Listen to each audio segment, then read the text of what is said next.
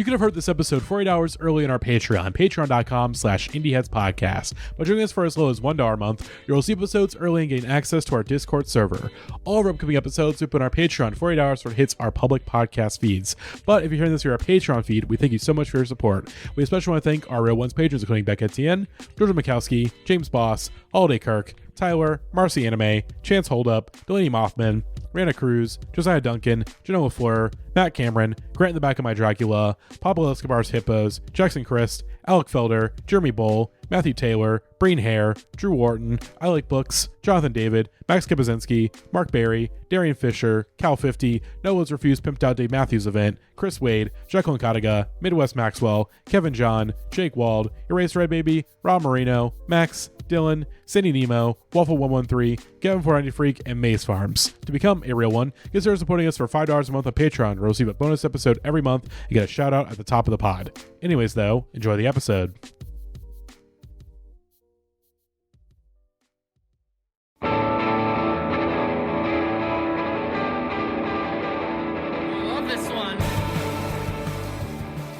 Hello, everybody, and welcome back to the Indieheads podcast, the final Indieheads podcast of 2022, as we are recapping our top 10 albums of 2022.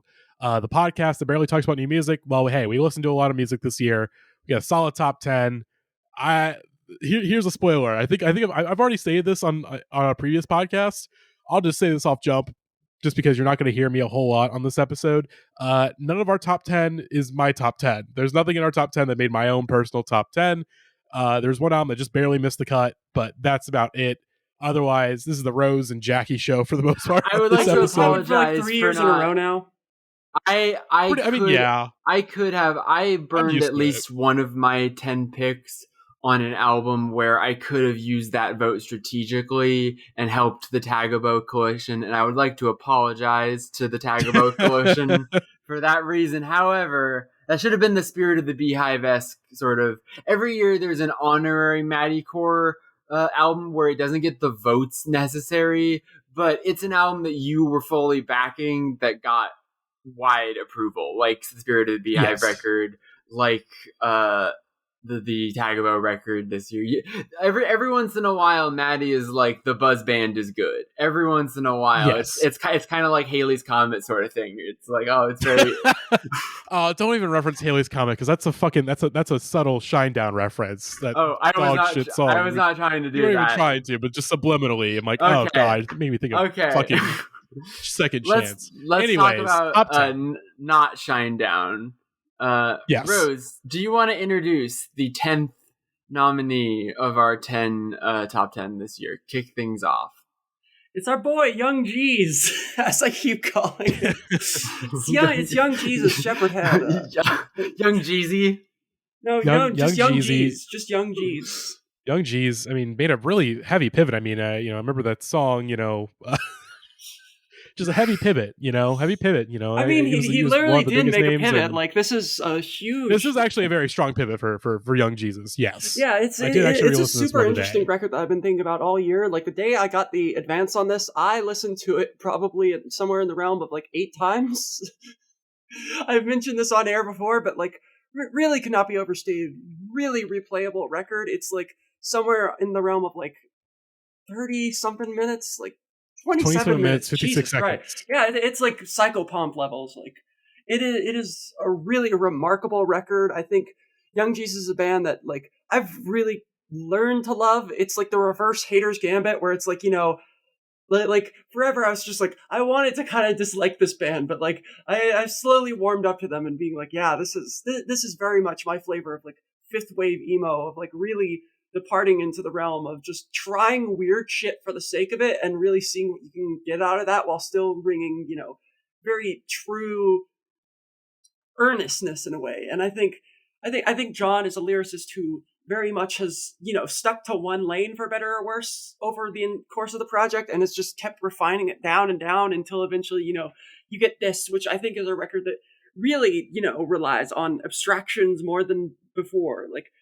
I think he's always been very forthcoming with his lyrics in a way, but like here especially, it just feels like he's boiled it down to the absolute bare essentials. Like, I'm going to pull up the lyric sheet here momentarily. if any of you want to step in for a second to say anything. Yeah, I was. Yeah. Go ahead, Matty. Jackie, you go ahead. You go ahead. I was just gonna say I really like this record. I liked it a lot when I first heard it. I was like, oh wow, this is really good. Wow, like all the hype that Rose hyped up for me and like set all the expectations very well for me. And I really fucking enjoyed it, obviously. Like some of the electronic pivots it makes. I sort of trailed off of listening to it pretty quickly, but when I came back to it for the end of year and for this, like I really appreciated it. And specifically, I think that there's a certain thing that happens to bands and all the weirdness with like how emo music is covered by press, where like I feel like this record should have gotten more coverage just from like the kinds of people that like bands like Spirit of the Beehive. Like this is, or like even all of the kind of wispy ambient folk records that got a lot of love this year that I love so much. Like this record is doing a similar thing to those sorts of things really well, and I don't think it gets that kind of coverage, partly because they just have the stink of being an emo band on them. And so like when people see Young Jesus record and there's a million albums coming out all the time, they have a certain expectation going into it, like what this thing is going to be. And I think this record is really, really, really cool, and not just like the lead singer did a sort of like, this could have felt like a side project. This could have felt like a lead singer of a band does a solo electronic record, and it's like pretty cool, but it's not really what you want out of the band. And this instead feels like the band dying like a phoenix, basically, because everyone else leaves the band. Like it's not just this group of people all decided to make. It's like, no. Basically, there was one person that was the center of the band and these other people that played, and then they all leave, and this guy's like, all right, well, instead of trying to make the music I was making with that group of people with the same group, he instead decides to make an album. And I think the length is a crucial detail, because like I think I was a little underwhelmed at first, just because it's like there's this sort of it's over already feeling of the record that is always a fine line to walk. Like everyone wants to make some rap songs, but sometimes when you make an album that short, it just feels kind of inconsequential. But the thing about this record I think is neat is that it really does manage to feel impactful, but it also feels like in his expanding out into a solo project, he kind of kept his scope limited in a way that helped him, like I feel like a lot of the time when you're freed up with those creative restrictions, people just go hog wild and be like, okay, well then I'm going to do everything, and I'm going to make this record that's long and spirals in all these different places. And I think he said, okay, well, I'm doing a new thing. I'm treading on new ground. Let me be very pared down in how I'm doing that and making sure that it's one complete, consistent statement. And I think that's what makes the record really succeed. Yeah, so like to speak on it, like coming from the previous two records, like looking at the runtimes of those last two, whole thing is just there and Welcome to Conceptual Beach. This is functionally half the length of both of those, and I think it very much benefits from that, because like it still manages to compact a like full arc within itself. Like I think it manages to do all the sorts of turns that you would expect of a record of some length to do, rising and falling arc and all that, but like it does it in such a very tight way where it understands both, the kind of music he's originally building from, like what elements of that worked, and like also what he needs to do to really tie it together into his new realm, especially like with the integration of the influence of like house music and electronic music, and just I talked about that kind of sample the scraps approach before, of just like the way he kind of puts bits and pieces and field recordings and all these like half demos into something very interesting on its own terms. It's and so I think great because it's in the original, those other Young Jesus records, especially as it transitions from their early like more straightforwardly emo stuff to the whole thing is just there, then Conceptual Beach, which increasingly both were embracing more and more jamming, more and more of this like improvisation that basically acts as the bridges between these more traditional, like he writes these really good sort of indie pop songs that like in a different universe, this guy could just sit down and be fucking Hozier. You know what I mean? Like his voice and that tone and that like ear for melody is really, really, or he could be Grizzly Bear is really the better way to put it. Like, he could just be giving people fastballs down the middle, and instead he was building these sort of prog things around them in a way that made me, someone that doesn't always like super proggy jammy music, really connect with it. But the thing that I thought was fascinating about this record, speaking to that house music influence, is that when I do connect with kind of proggy or jammier music, it is sort of on a house music sort of hypnotic, repetitive sort of lane. And the idea of him saying, well, I don't have my band, I'm just going to take this thing that I have, which is the ability to write these like really strong kind of indie pop, indie folk, chamber pop vocals and these great melody lines, and like drop that into a soup of just sort of beat music. And it works so well. I mean, it's similar to the Pendant album in that way. It's kind of like a chilled out version of the Pendant album. And it just really succeeds, I think, similarly. Yeah, I think that's why I'm maybe not as totally on board with this record as you two are, just because the Pendant album exists, and I do think it's like they're both kind of going for a similar thing, but I think the Pendant is just much more in my taste. Although I will say this album is good. I do like it. It is like borderline Mattycore, where it's just like, okay, here's like, you know, an artist kind of pivoting to more electronic stylings, and it's like that should be my thing. And I think there's some tracks where it really, really works. I think the Tomlin collaborations. Yes. I'll play Ocean really quick. I think those work tremendously. Gorgeous song. Jono is really great. Goldline Awe is really great. There's some really good stuff on this record, and of course, I love Welcome to Conceptual Beach. And this, like I said, this is not like it is a hard pivot, but it's not that hard of a pivot. It's still very much in line that's why I wanted with the to more get new into, age stylings that he was going for on on those previous two records. But this one is just much more, obviously more, like bare bones. I wanted to get into it briefly, but my favorite song from the last album was Patterned Out, which is like one of the two really short ones on there, and it's just like this perfect, like that's the one that I think is really the best for understanding the bridge between Conceptual Beach and this record.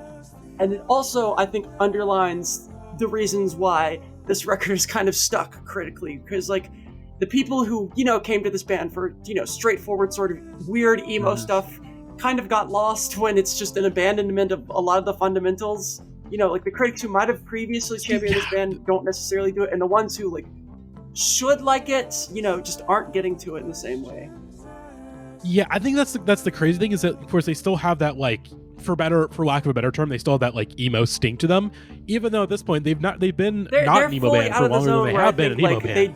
They've been fully out of the emo zone for some time. Yeah, if a band has introduced people through that world, like critics who aren't in that world just don't check for their records anymore, even if they completely, it's like with Foxing. It's like Foxing completely stopped making the kind of music that they were making. I mean, not completely, like, well, I think that's also because like what people describe as emo has a lot more like genre DNA crossover with things people who don't like emo actually do like than they would like to admit. It's like and I think Foxing were very consciously trying to win, court the favor of that press in a way where I think John Rossiter very much is not necessarily, he's not like... John's very much like, he's always been on his own wavelength, Yeah, exactly, and I think that's why he's always been a more appealing, he's slowly become a more appealing creator to me. It's just being able to see, like, oh, this is somebody who very much, just has refined a lane over and over again, and it's just, like, slowly kind of building something out. And I especially just love, his lyrics, like, as I wanted to say earlier, just, he finds this particular lane of, just beautiful contemplation upon our reality. Just like, right here on this song, the chorus here, give your life into the weave, to the fabric and the seam, to the drift of what you'll be, like the wind run through the leaf, like the storm and like the breeze, your body amid the dream, in the grip and the release, walk a fragile path to peace. That's just... gorgeous. It's so beautiful. Jackie, I just gotta say, I'm still thinking about the Hosier thing, because you're absolutely right. Like, if a different A&R person found John, like, he'd be on a completely different, like, career track. Like, absolutely. If a different PR person, like, the thing that people, like, when you read him on a piece of paper, like, when I first remembered the description someone gave me of Young Jesus, like, oh, it's this proggy emo band, and the frontman guy is, like, a Los Angeles-born, like, philosophy PhD student. I'm just like, oh, this is going to be the worst band I've ever heard in my entire life. No. And the thing is that because you imagine it being some like totally up its own ass thing, and he is on it's actually very similar to an album that is not on this list, and I'm honestly kind of butthurt about it not being on this list, which is the Wise Blood record. But like they're on a similar wavelength of like this should be so corny in anyone else's hands, and they manage to like imbue these very flower power, like we are all one universe type lyricism with like it actually hits the way that stuff is supposed to hit, and you're like, what, that actually is fucking profound. Like I actually am being really moved by this, and I think this is a great record that I should continue to spend more time with going forward, I imagine. And it's just like I'm just so impressed by how remarkably unpretentious it is, about itself. Like exactly. I talk about, that whole like being made out of scraps thing, but like you can really feel the seams around it where you're just like you kind of let it be. Like, for example, just little details like I am looking at the cover right now, and I did not notice until now, like the 40th time I'm looking on it, that the title is on the cover in like a red font you can't see. Oh yeah, I noticed that a while back, but it took me a long time. Yeah, and just like it's a little doodle of a shepherd just over doggy, the ocean. Little doggy, it's little Snoopy. It's beautiful. Yeah. Also, we'll get into this with a spoiler with another one of our picks in our top 10. Hell of a fucking year for Saddle Creek. Like, oh yeah, I mean, they've been on a streak for the last. I have for a long time considered them one of the MVPs of like PR indie. If we're being honest, they're yeah. I mean, obviously had my album of the year, which is again Pendant Harp, my album of the year, not on the top 10. It's fine. I've accepted it. Again, this is 3-4 years in a row where like basically none of my top 10 is in our top 10. Like I've accepted this so long ago. Hey, but Matty, I really did think the Pendant was so close this year. I really don't mean to Lucy in the football you here. I think you had a chance next year, Matty. I think you really like. Wait, who make it? Matty, we might get. There's no records, Rose, but just saying that there's a thing. We might get a Death Grips album next year. We might get a Death Grips album next year. This is true. That can make our top 10. But Matty and I can make that happen. Just briefly, I will give you the rundown of the Saddle Creek and show you why this is like the MVPs of PR indie. Big Thief, Black Belt Eagle Scout, Steph Chura, Indigo D'Souza, Disc, Feeble Little Horse, Hand Habits, Hop Along, Land of Talk, Adrian Linker, Palm Pendant, Francis Quinlan, Spirit of the Beehive, Young Jesus, Tom Berlin, and I already listed Hop Along. I almost forgot Disc was on Saddle Creek. God damn. Yeah, Saddle Creek, I mean, the best label working today. Jesus Christ. When they got Feeble Little Horses, and I tried that band out when they announced the reissue and loved it as much as I did, it was like when, like in a sport where like the team that always gets the best player gets another one. You're like, are you fucking kidding me? Like another one? It's the Golden State Warriors of PR indie, essentially. I mean, Feeble Little Horses 2020. That's a record that apparently people who've heard it, the record that's done and going to be out next year, it's lives up to the hype apparently. So holy shit, that's going to be Saddle Creek PR team. I want to talk. Where's that Hop Along record? Where is it? Tell me, what is Francis up to? Please, just I want to know. I would really like a new Hop Along record. I'm dying here. Like I can listen. I can settle for a Black Belt Eagle Scout album because I always love a Black Belt Eagle Scout album. But like, where the fuck is Hop Along? Yeah, let's move on. The Camp Cope album that came out this year was like a hop along methadone, like to get me over to when that album comes out. Facts.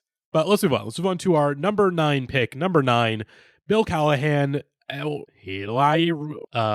think I'll probably do the reverse thing I did on the FYC episode where I'll just say the album name and then just reverse it in post. I think I'm pretty sure I did that. At least I was pretty consistent about getting that done. But Bill Callahan, Reality, we talked about this one on an FYC episode back in November. I was gonna say, Rose, what are your thoughts? Because you were not on that episode, sadly. Well, I will tell you right now. This year I have slowly acclimated myself to really understanding the nuances of what I like about Bill, because I have always been like, not quite my guy, but like now I really think I get him, because I went and I listened to all the Smog records I could, not all of them, and then I listened to actually all of his solo records under his own name, and I have noticed very interesting trend in his discography the last few years, which is slowly from starting from, like his early 2010s records, he slowly started dialing it back a little bit more with his arrangements, getting more and more spare until eventually we got it's another album with Shepherd in the name. Like I'm forgetting it. Shepherd in a sheepskin vest. That's right. Okay, so yes, with Shepherd in a sheepskin vest, like the interesting thing about that record was it was an hour and 4 minutes and 20 songs, and it was like the most spare music he's ever made. He was really just fully dialing it back to a degree that it was like really shocking. He put it back in, with Gold Record. That was another one that like very much felt, just him doing his thing. And then he dialed away for a while during the pandemic. He didn't really put out as much. And then he came back with this. And this is one of the most lush records he's made in a long time. Like, it reminded me a lot of Sometimes I Wish We Were an Eagle, which is another really good one from him from, 2009. Yeah. That, like, this one especially just leans into, like, kind of almost the psychedelia elements of what you can do with folk music, which is super interesting to me, just like trying to make something that's, primarily based on vibes and soundscaping, just using very earthy and elemental instruments, like acoustic guitars and percussion stuff. And I think the results are super intriguing. I did not vote for this on my ballot, but like I still found it to be a very engaging record in its own right. It's just proof that he will always be pretty good, at least. Like, I'm never going to hate a Bill Callahan record. I'm always going to be like, yeah, that's a good time. Who was the voting coalition for this record, out of curiosity? If I had to guess, Zach and somebody else, probably Dill. I don't know. Zach, Dill, maybe Jenna. I'm trying to remember. It had to be a Dill vote. I mean, I imagine.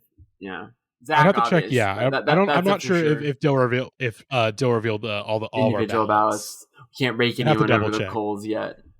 I'm gonna find who didn't vote for Wiseblood, and I'm gonna shake you out a window like Uncut Gems. But anyways, this is a good record. I need to. So I was just gonna say, yeah, probably with Rose, what you were saying with him not quite being your guy, but you like appreciating him, but just sort of being a like one of those big artists where you try them and you're like, well, I don't hate this. Like I definitely kind of get what's going on, but it's not like a first taste and you're hooked sort of thing. Yeah, well, I'm like fully tapped in now. He is one of my guys now. Definitely. Exactly. I'm in the zone where it's like I tried this album and I was like, wow, I'm really enjoying this, but also I feel like I'm not going to be able to like accurately like assess it and like place it because I just haven't spent enough time with his music where I'm just like, well, I've heard a couple songs. This kind of feels like those, but also I'm just not going to really have a good thermometer for it yet because I really think that there's a lot in like the nuances of it, like as you were talking about. So like he's one of my projects for next year where I am going to take some time aside to get to know Bill. Mm-hmm. And also, I mean, an important fact to remember. Okay, Bill's got an important fact for us. Okay, let's get some important facts coming up. In case you didn't know,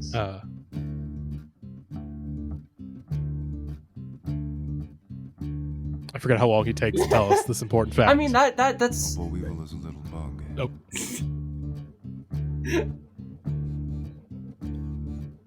They say it comes from Texas. Yeah, a weevil, little bug, Texas. Remember this. But everybody knows. Skin is just dust. I mean, that's really what I like about it is like the way it kind of leans into that hypnotic nature of repetition. Like, mm-hmm. I have always been a fan of like people who can really utilize repetition and rhythmic, just punching it in a way that like really enhances the enjoyment of the music and not just for the sake of it. Yeah, totally. That was something I was appreciating about when I did listen to it is that like I liked the new Porridge Radio album quite a bit, and there are particular songs and moments of it that I'm really, really wanting to stick up for after not checking it out and kind of waiting a while to test the waters on it. But there are some times with Porridge Radio where they take the use repetition as like a hammer to like pound an emotion into you to like extremes. And the particular thing with that record is it's like a capital B, capital R breakup record. So like if you're not in that kind of a mood to have someone yell a like breakup or oriented lyric like 27 times in a row, and the thing is, it's so aggressive, and like that is the thing that works about it when it works. But the thing about Bill is that he's doing that same sort of emphasis on repetition, lyrical style, but like so much softer, and that allowing it to have this sort of like I say meditative, hypnotic effect. Mm-hmm. Yeah, I'll agree, Jackie, that Bill's definitely a project for next year. Where like, you know, obviously when Pitchfork put that one song off of Apocalypse Riding and for like the their Feeling. top like right when they got like number 11, like I was like, okay, this is a great track, undeniable. Listening to this record for the FYC episode, I really enjoyed it, and so I think it's like okay, didn't make my albums list, but it's definitely one where Bill's very much like a slow burn artist, where it's just sort of like you got to take the time to get it. Because it's like once it unlocks to you, it's like okay, you're in for a Yeah, fucking he trip is an with artist his I would say discography. you really have to invest yourself in, and like especially with the solo stuff, I think that's some of the music that takes like the most time to really learn to appreciate. Especially like Shepherd in a Sheepskin Vest is a record I keep slowly coming back to in the same way that like I've been slowly coming to Joanna Newsom records and really trying to get those and unlock what really appeals with them. Mm-hmm. Super engaging Exactly. guy, and I think this record is another slam dunk. There's a reason that we keep coming back and saying like, yeah, he's the guy. Like everyone agrees on that because he takes his time.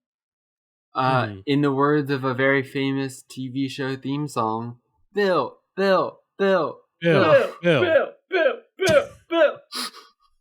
Bill Cal, the Texas guy. Dun, dun, dun, dun, dun. I don't know.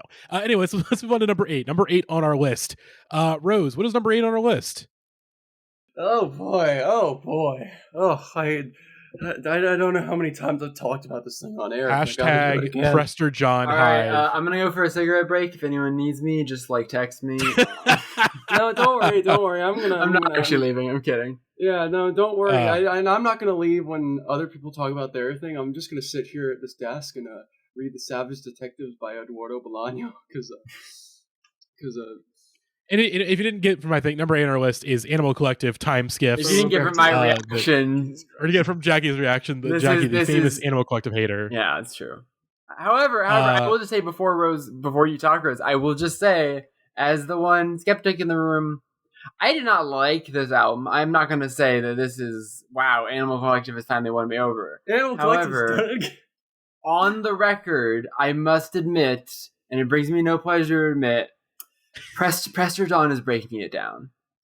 Prester John he's breaking it down. Is breaking it down. It's true. That's a fun song. And this Animal Collective record, I know there are some people that are like, oh, this record is just more boring and dad rocky than I'm looking for. This record is not the Animal Collective comeback I wanted, but I think it's the least annoying they've ever been to me as a group.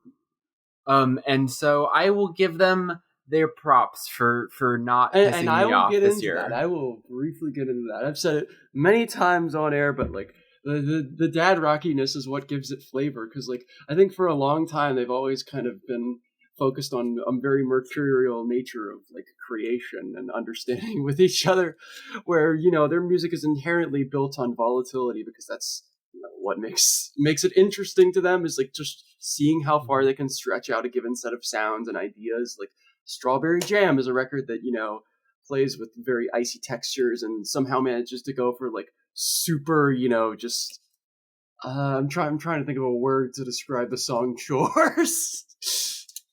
It's somewhere between hyperactive and downright like bone chilling at times versus like a record like Centipede Hurts, which is built on a very inherent sort of warmth and anti-nostalgia. Like that's the thing is like people love to say like, oh, their music is about nostalgia, when in reality it's more just about like embracing the sort of everyday aspects of life, albeit through the filters of like the most like least everyday sounding music they can make. And I think this record more than ever it kind of embraces an adult contentment. Like everyone said that about Merriweather Post Pavilion because like, of course that record is literally all about being a dad or just being a good partner in general, but like this one very much so goes even further into it of just like kind of learning to embrace the chaos of like not being in control of the world around you. And I think it's very, very beautiful, especially like when they choose to lean more into the, the dad rockier elements, because like obviously they're getting older, and so they're chilling out and just leaning on like much easier to play sounds for themselves. And I think for better or worse, like in 1 or 2 albums time, I'm sure I'm gonna be fucking annoyed with them again, like because I was annoyed as hell with with Painting With. That is a record that's Oh God, yeah. That record still gets on my nerves. But I think for better or worse, they learned lessons from that. They took lessons from that and brought them into here. Like if you listen to We Go Back, one of the singles on here, they do the pocketing stuff from that album back in here, and they make it sound like just this completely integrated thing in a way that like you're just like, wait, isn't this the same thing they were doing last album but like not fucking annoying? And you're just like, oh, okay. Like I think for better or worse, Animal Collective's like process is a very additive thing where they just slowly, take new lessons from each record and kind of build it into a completely different aesthetic palette. Mm-hmm. Like it's what allows them to really, make these dramatic swings, is that they're always learning from what they did last time. I think you're so right about all of this, but also Rose being really into the Animal Collective album where they all get grill pilled and dad rock pilled is like the least surprising like opinion that will be shared on this podcast. Absolutely. Besides me, this is your Ethel Cain album in a way, like there's one even more so on this list. I think. that is made for you. Yes, okay, that's fair. But this record is a chill, fun time, which is usually not something I can say about Animal Collective. Usually, like, it's projecting the vibe of a chill, fun time, and I am having an angry time.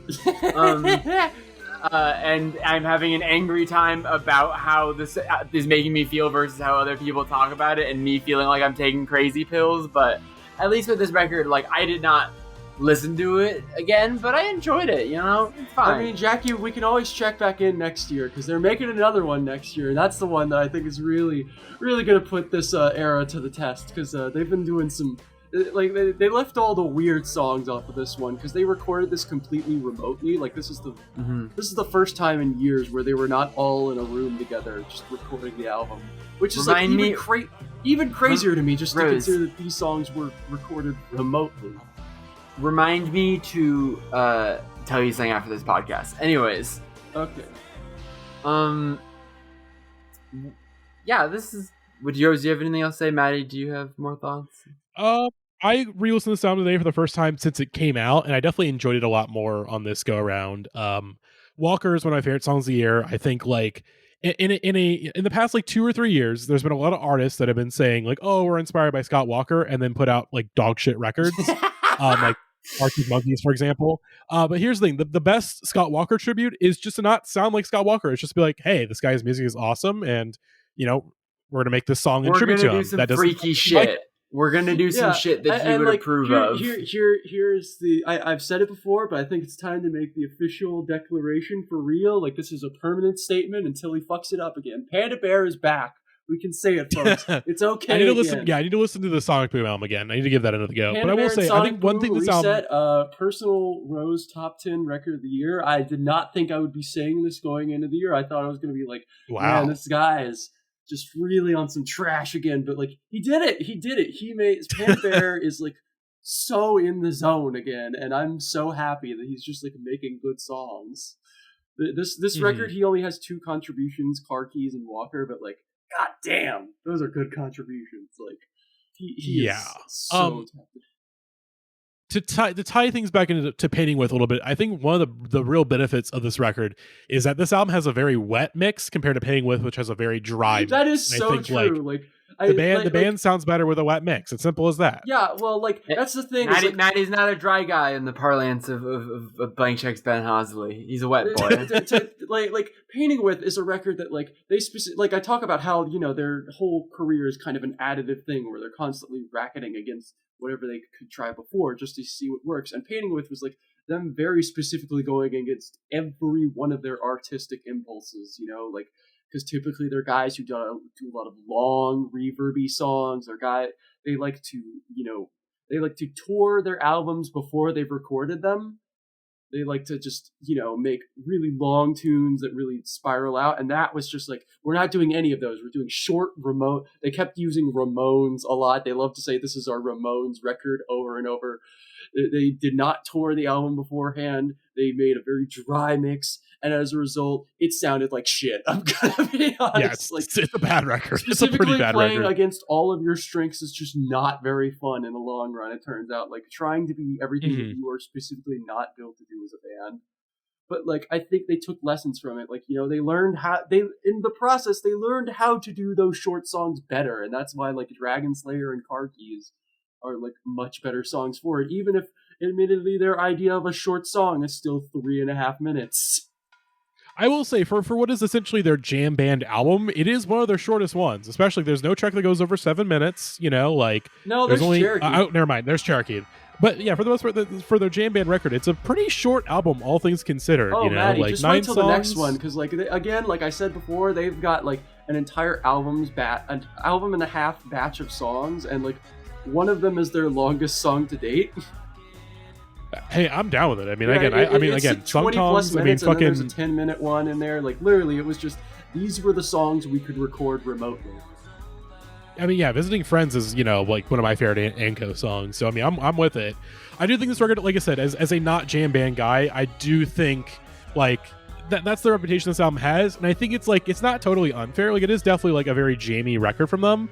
But, like, I think it's sort of using the aesthetics of jam band music, but still very much, like, these songs still have structure. It still feels like they're actual songs at the end of the day. I think for better or worse, like, people confuse, like, Animal Collective being indebted to like dad rock stuff to more like oh, they are a dad rock band, but it's really no, they have always fundamentally been a pop band for better or worse. Like exactly, it's just that they do it through the lens of being guys who like whose main interests are like super obscure experimentalists, the Grateful Dead, and Pavement. Those have always been like the three polarities that they exist between. Mm-hmm. But yeah, this is good, again, good record. One that I need to go back to a little more because I very much enjoyed it on my re-listen today for this episode. So definitely, waiting for more of it to unlock to me. And again, we'll see where they go on the next one if it comes out. I assume it's going to be coming out sometime next year. It's all recorded. I just don't know when they're going to be putting it out. Like I don't know. Yeah. They should just strike while the iron's hot. I will also just note that I did a very good job listening to that lovely conversation between all of you, and I was glad that it kept being interesting because I was resisting the urge the whole time to be mean to Animal Collective, and especially as it was playing in the background, I could slowly feel my hater energy returning, and I fought it off like I was trying not to turn into whatever. You are so strong and you are so brave, Jackie, and we appreciate you. And we're gonna move on to our next record unless we had any final thoughts. Nope. All right, number 7 on our list, the new Billy Woods album, Aethiopes. Did I say that correctly? Yes, I assume I did. Okay. Oh, it's just remarkable record. I mean, this man has 10 studio albums under his belt, and that's not even including the Arm & Hammer records. Like, he just has gone nonstop his entire career in the last decade, and it's like slowly, I think we've come to the arc from like him being the like genuine underdog within the industry to like everyone just kind of loudly being like, yeah, Billy Woods is the best, right? Like, and like I was gonna say the interesting thing about this record this year is that this seems to be sort of the consensus like rap album of the year. Yeah, like literally, a lot of to speak on it, like Fader made this their number 1 album of the year. Like, if you told me that like fucking like a major publication was gonna make a Billy Woods their number 1 record of the year like 5 years ago, I would have been like, what?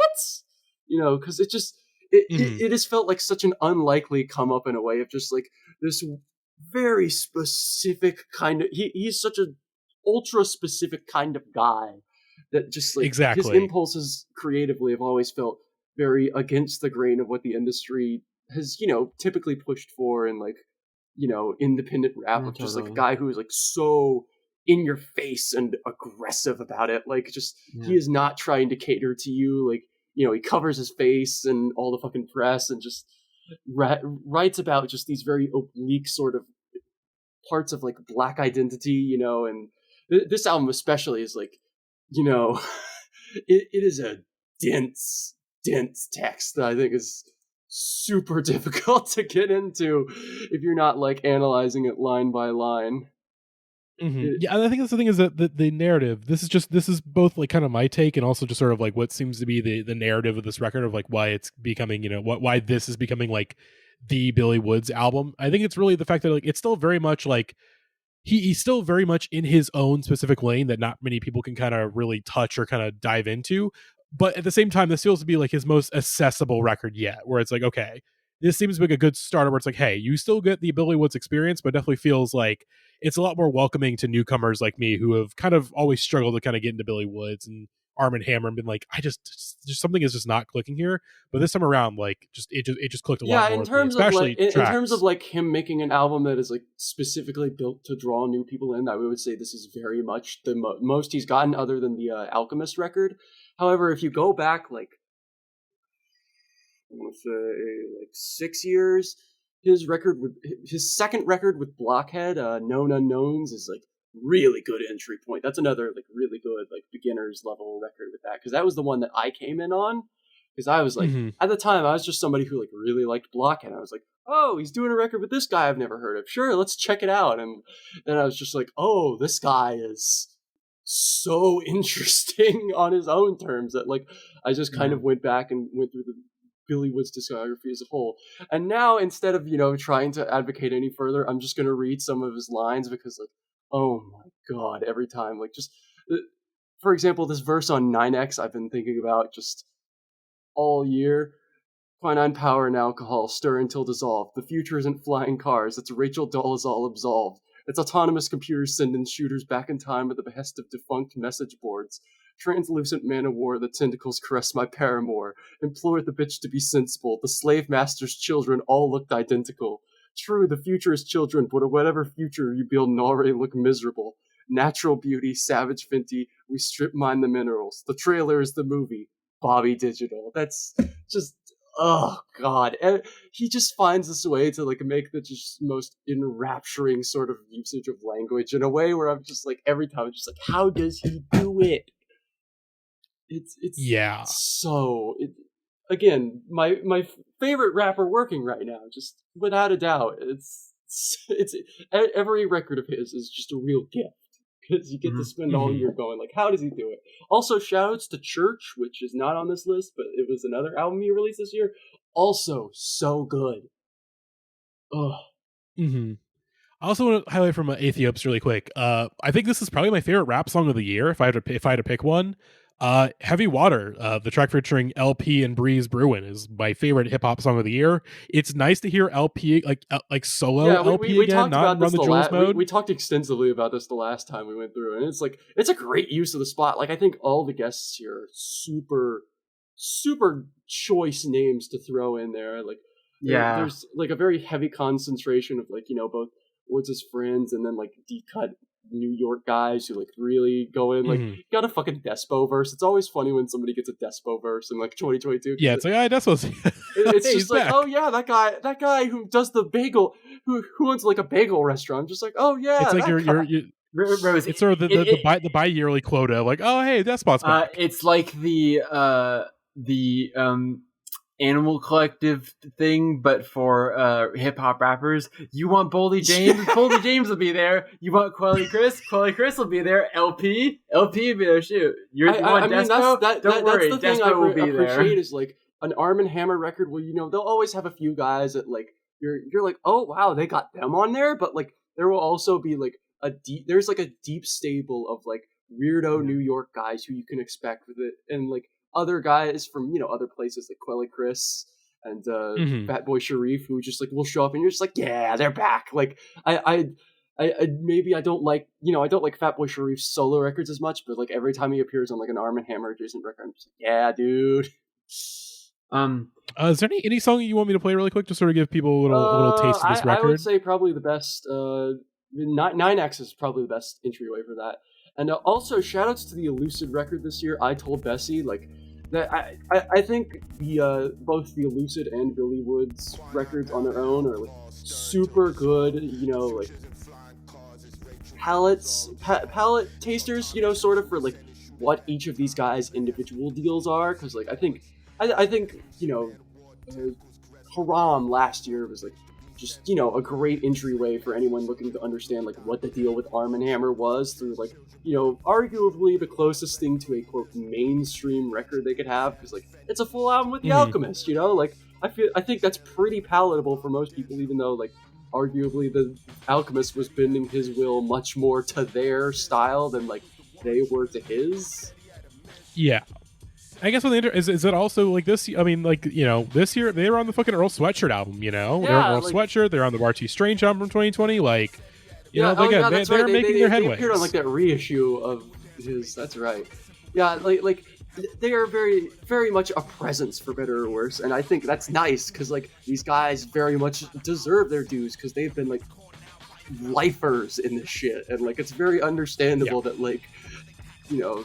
It's nice to see guys who like really have worked hard at it for a long time and like just slowly built something together, cultivated a particular aesthetic. And I think these two albums they've released this year are just great entryways for anyone who has not gotten onto them yet, like, and understanding what their individual ticks are. Like this Billy Woods record is, you know, like it's very tight, thematically focused thing that tries to understand like, you know, just a particular concept of like, you know, blackness as interpreted through history and like, you know, like specifically through the African diaspora and just a whole bunch of other concepts that I am absolutely not qualified to speak on, and I will not do so for that reason. But like, and then meanwhile, you know, Elucid's record, I Told Bessie, is like this thing where like he kind of, you know, he's the way more abstract one of the duo, where he's like going in on just these very interesting ideas. Like the opening song, he's talking about how like he kind of makes rap songs as like a magical spells, essentially. Just the idea of, you know, like making an incantation and something that you can recite to yourself and sort of manifests the idea. It's super just like heady stuff. Like he's always been the headier of the two, and I find them both interesting perspectives, and like the reason Arm & Hammer works is because they balance off of each other. I'm definitely I am a relative neophyte to both of these dudes. I think my first Arm & Hammer record that I really listened to and connected with was Shrines. I love Shrines. I think that's a great album and like fully worked for me. And I was like, oh, cool. Now I can just get into both of these guys. And then I dabbled around in other stuff, and I didn't love Haram that much. And I didn't quite get into Paraffin right away, but I do like that record. But then like I haven't really gotten super deep into either of their solo careers. And this year, rap music wise, I think we talked about this a little in the last episode, I have been listening to a fair amount of it, but only in like very, very specific pockets this year. And so when year-end list season came around and I saw like everyone, you know, on planet Earth sticking up for this record, I kind of felt bad for having not spent time with it, even though I'm not a big Billy Woods head. But then also when I tried to listen to it, like for this pod, having only really spent like a tiny bit of time with it earlier in the year, I just sort of realized, and as I was doing this whole end of year list catch up season, like it's good to catch up on stuff, and there's been stuff I'm really glad I took the time to circle back around in the last couple of months of the year. But also with something like this, I'm not going to be able to like really assess it like this quickly, especially because I don't have the familiarity with his catalog, and also just like the thing that we yelled about on the last episode about how people call the Kendrick record a quote unquote dense text with like just absolutely no evidence to back up it being a dense text. I think this is a record that is undeniably fucking dense, but also, like as Rose was saying, not quite as heady as some of their other stuff. Like there is a bit of that sort of I think Woods has always been like the more quote unquote accessible of the two, like especially just because like he slowly kind of built on his own style in ways that I think are really interesting. Like, you know, Known Unknowns in 2017, where it's a record with Blockhead, who's like, you know, a guy who, if you understand his aesthetic, then you can like pretty much pick up any record that he's worked on pretty easily. And then like, you know, like he's like a guy who generally tends to focus on like, at least since, you know, at least since Dour Candy, he's like done a lot of, you know, just him and one producer records. Like, you know, he's got one with Blockhead, he's got one with Kenny Siegel. That's right, yeah, Kenny Siegel. He's got Church this year with Messiah Music, and then this one is with Preservation.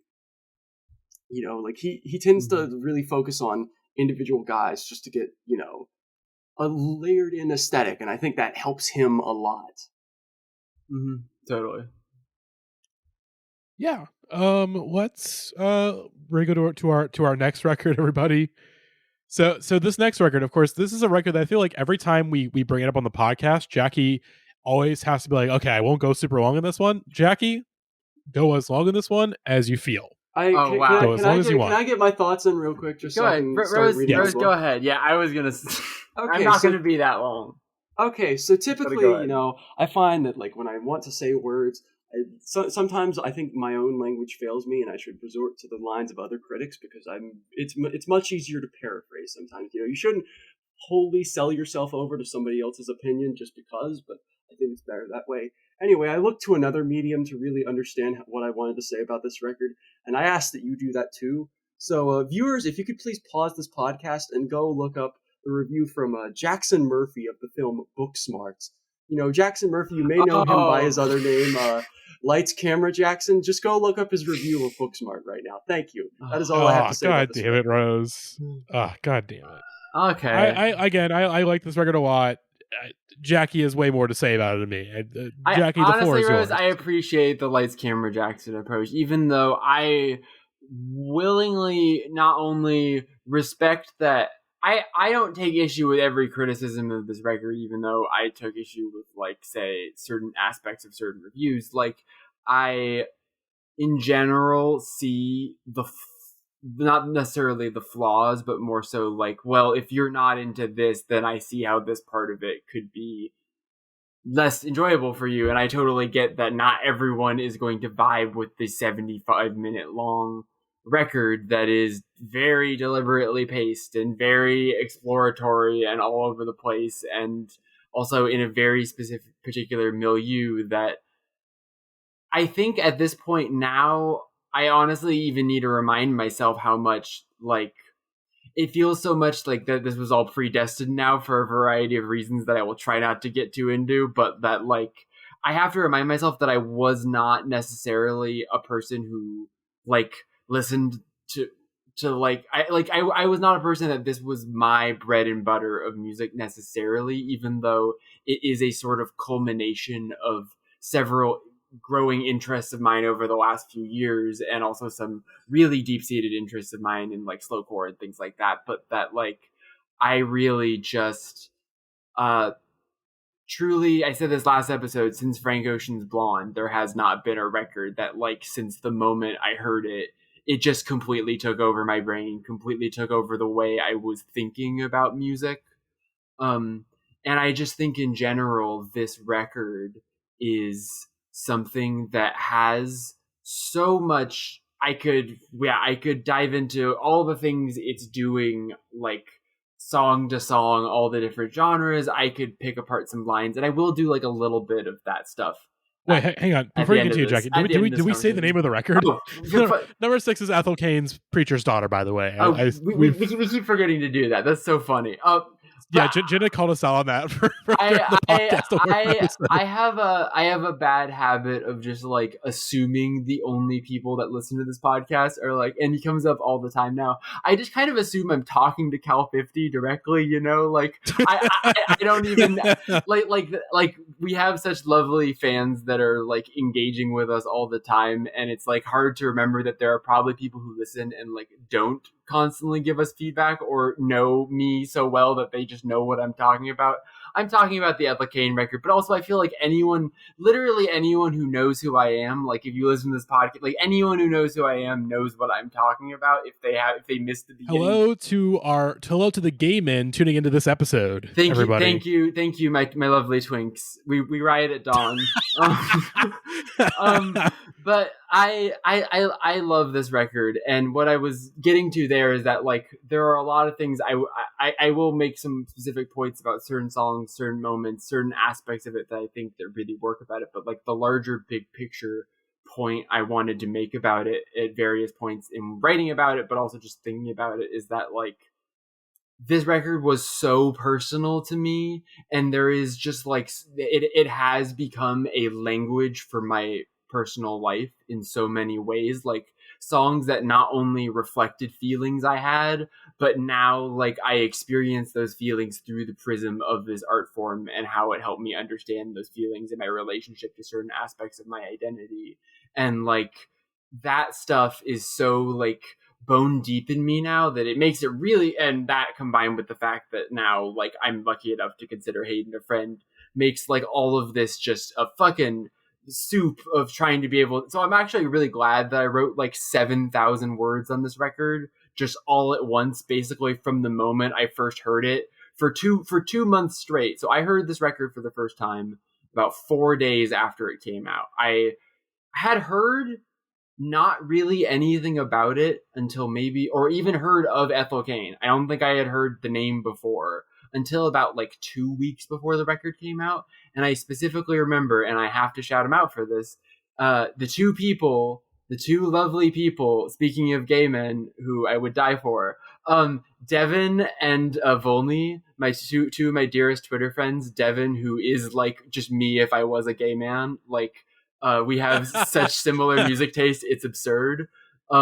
But like Devin wrote a lovely review of this record for Paste, which is one of the best. Like there have been a lot of breakdowns of Ethel Cain the person, her ascent, all that. I think it's one of the best reviews in terms of breaking down what the album is doing on like a genre and sonic perspective, in terms of all the influences it's blending and like really articulating all that stuff well. And also was the first person before this record had even popped, was the first person to make the Lana Del Rey comparison, but then clarify why it's unhelpful and like articulate the differences between them. And I thought that was really impressive that Devin had the pulse on that, like from minute one. But Devin and then also Volney's tweeting about it was like, made me be like, okay, this is on the register. However, I was like, okay, trans woman made an album called Preacher's Daughter. I need to put a handle with care sticker on this and pick the right moment. And a couple days later, I was in the morning, I was like, you know what? Let me just play this on my ride into work. Let me throw the album on. And I got to Howdis, Nebraska, and like needed to like almost pull over and turn the album off because it was like, okay, yeah, no, I'm gonna cry off my makeup, and it's gonna be a weird vibe to bring into the office, and I can't do that right now. So I saved the rest of it. I listened to the whole thing that night, and like, it took over my life for 2 entire months because I basically, from the minute I listened to it, started having more thoughts about it than I've had about, even more than like when I was first listening to Blonde. That was a record where it was like, oh, this is a great record. I'm loving it. I'm obsessed with it. This was a record that just like exploded my brain and like it went like confetti everywhere. And I was just thinking about it just nonstop, listening to it nonstop. And I immediately, as I was just talking to people about it and recommending it to people and starting doing my door-to-door Jehovah Witness evangelical mission, in which now there have been several social situations in the past few months where a person who did not remember my name referred to me as the Ethel Cain lady or something to that effect. But like I just started talking to people about it. Everyone was like, oh, you should write something about this. You clearly have a lot. Like I remember Rihanna specifically was one of the people that was like, you have to write something about this. Like you have so much to say about this. You're connecting to this so hard. And also it was becoming clear and clear that like this is, people are really connecting with it. People are really loving it. And from that moment forward, when I start writing that piece all the way through the reaction to that piece, and then about 3-4 weeks later, me getting the call basically, hey, can you do this cover story really last minute? Which was the most stressful week of my entire life. And was a lot of really, really hard work, but is the thing I'm definitely the thing I'm most proud of. If you listen to this podcast and haven't read either my Merry-Go-Round magazine piece or my paper magazine piece, I say everything I'm kind of saying here with more flowery language and big metaphors and me being on my bullshit. But I think the thing that I just find so special about this record is that despite the fact that like I have this connection that is just like so difficult to explain without writing 4,000 words because it is so deep and multifaceted in terms of what I get out of this experience. But what I love so much about it, even more than my own relationship to it, honestly, and I'm getting emotional now, honestly, thinking about this, like seeing how so many different people like around the world have connected with it, like genuinely moves me so much. And like everyone gets something so different out of it, and that's the thing that I really wanted to highlight in the paper piece specifically, because the Merry-Go-Round magazine piece is fully from the like my brain perspective, and the paper piece was all about the conversation I had with Hayden, getting as much out of her that I had not seen out of other people, which there's like an hour and a half on the cutting room floor of that. That's all fucking gold that I should just release someday. But it was also about the idea that yes, it is this album about being a trans woman from the South, and it's about the religious trauma and the family stuff. It's about all of those things, but it's also an album that writes about all of those things in a way that does not, that like so often when people are presented those kinds of narratives, they just sort of shut down because they're like, well, I don't have the experiences necessary to relate to this directly, so therefore I'm going to say that this is not for me. And that's the reason why so much art made by minorities of all types, but specifically by trans people, because we're such a small minority, like treated as a niche concern, treated as something that's like, that's for you guys, and that's nice. Ethel Cain is a fucking pop star. She's a celebrity. She was talked about on Who Weekly a few weeks ago. Is a Who, but is like, she could be a them by the end of next year, straight up. Like, she is fucking famous now, and it's crazy. And like, she is conquering the goddamn world, and I am so fucking proud that I wrote something that she and other people feel like captured a certain essence of what makes this record special, because I really do feel like it is a special record, and it is a album that there are very few casual Ethel Cain fans. There are a lot of people for whom they check it out, and for one reason or another, they have the Lights Camera Jackson. It's not for me. That's nice for y'all. American Teenager is a nice song, but no thanks. I'm good on the Ethel Cain bandwagon. And then there are a couple of people that are like, I really like a couple songs, but I'm not quite. There's like a very, very, very small people in that kind of casual camp. And then there are like people that are like, I heard this record and would die for her, including people that like, I talked to a couple people at the Ethel Cain shows in LA that were like, I have difficulty finding new music. I have difficulty finding artists these days that are new, that I connect with as much as the artists that I love. And this was the artist for me this year that I heard, and immediately it was like, well, I'm going to make my whole life about this person. Like, she did an interview with Crack Magazine today where they did like one of those like videos where it's like, let's go shopping with this person. And of course they go to an antique store, and someone asked Hayden if, do fans ever give you things? And she says, yes, they love to give me teeth and dolls that look like me that they've drawn my tattoos onto.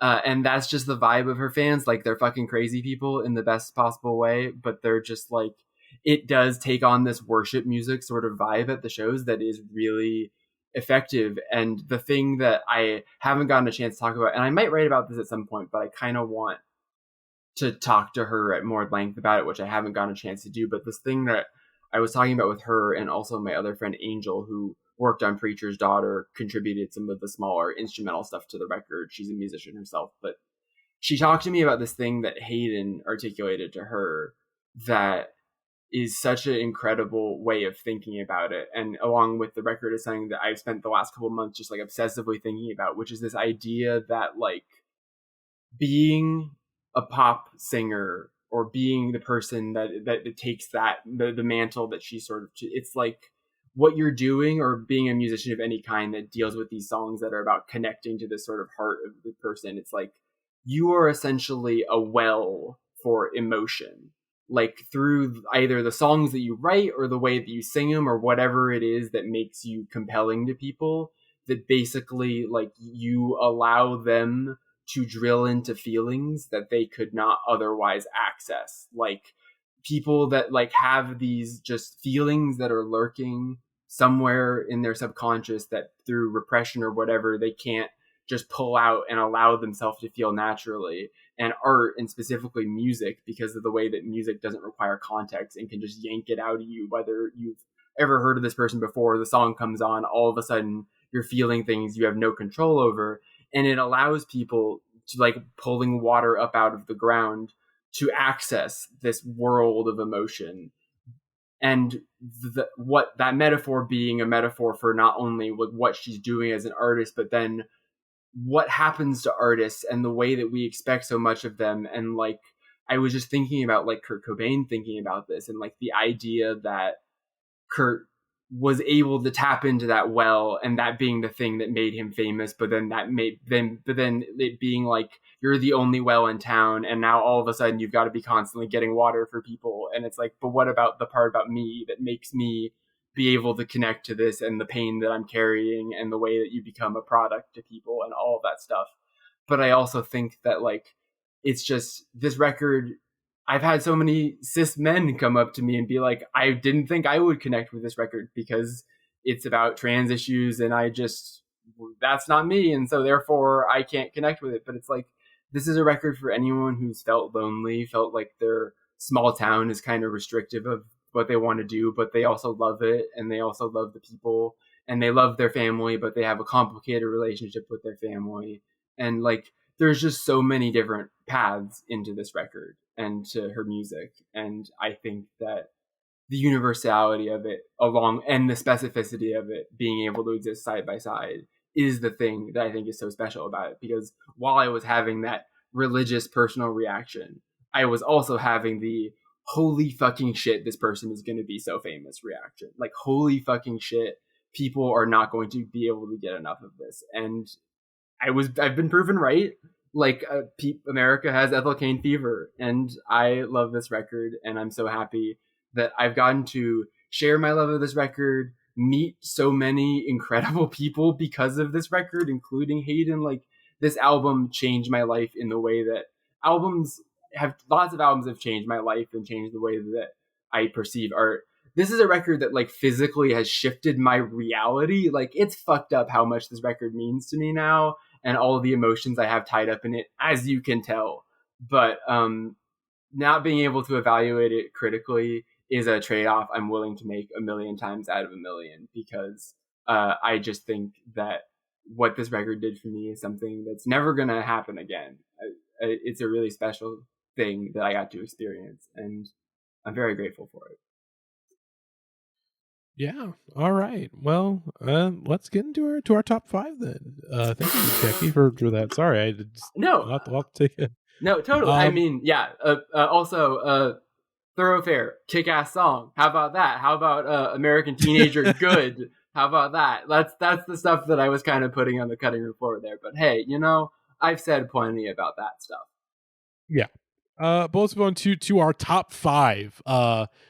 With the current pace, I think this is probably going to be just a 1-part episode. It probably just be a long episode, but I think we can probably get this done in maybe under 3. We'll I see. think we can. These are all more. I have more to say about that will not be emotional soliloquies, but will be more to say about. So we'll see. Yes. But number 5 on our album of the year list, Alex G, God Save the Animals. I would have let Jackie go on this one again. I was going to say it. So let someone else go first. I will say, Jackie, you did tell me. Okay, yeah, Rose, you go for it. So for a long time, I've thought about, why have I not connected with Alex G in the way I want to? Why have I really not understood him, necessarily? And I think I figured it out to this point. To this point, I think before now, like, this is not to say the albums were ever bad. I just think he was more of a singles-focused artist. And I think it very much shows in the way that, like, he structures those records, as well as the way he tends to, the songs he tends to pick for highlighting. Like, it really shows in a lot of ways that are just much more subtle, like, especially with, the stuff that he presented first and foremost on House of Sugar. Like, all that stuff was loaded up front, Hope, Southern Sky, Gretel, those were all right at the front. Whereas this record, you can really notice in the structure that, like, he's taking things from all parts of the record, front, back, and middle. Like, even the weird section gets a song as the lead single of this record. And I think it really shows in a lot of ways.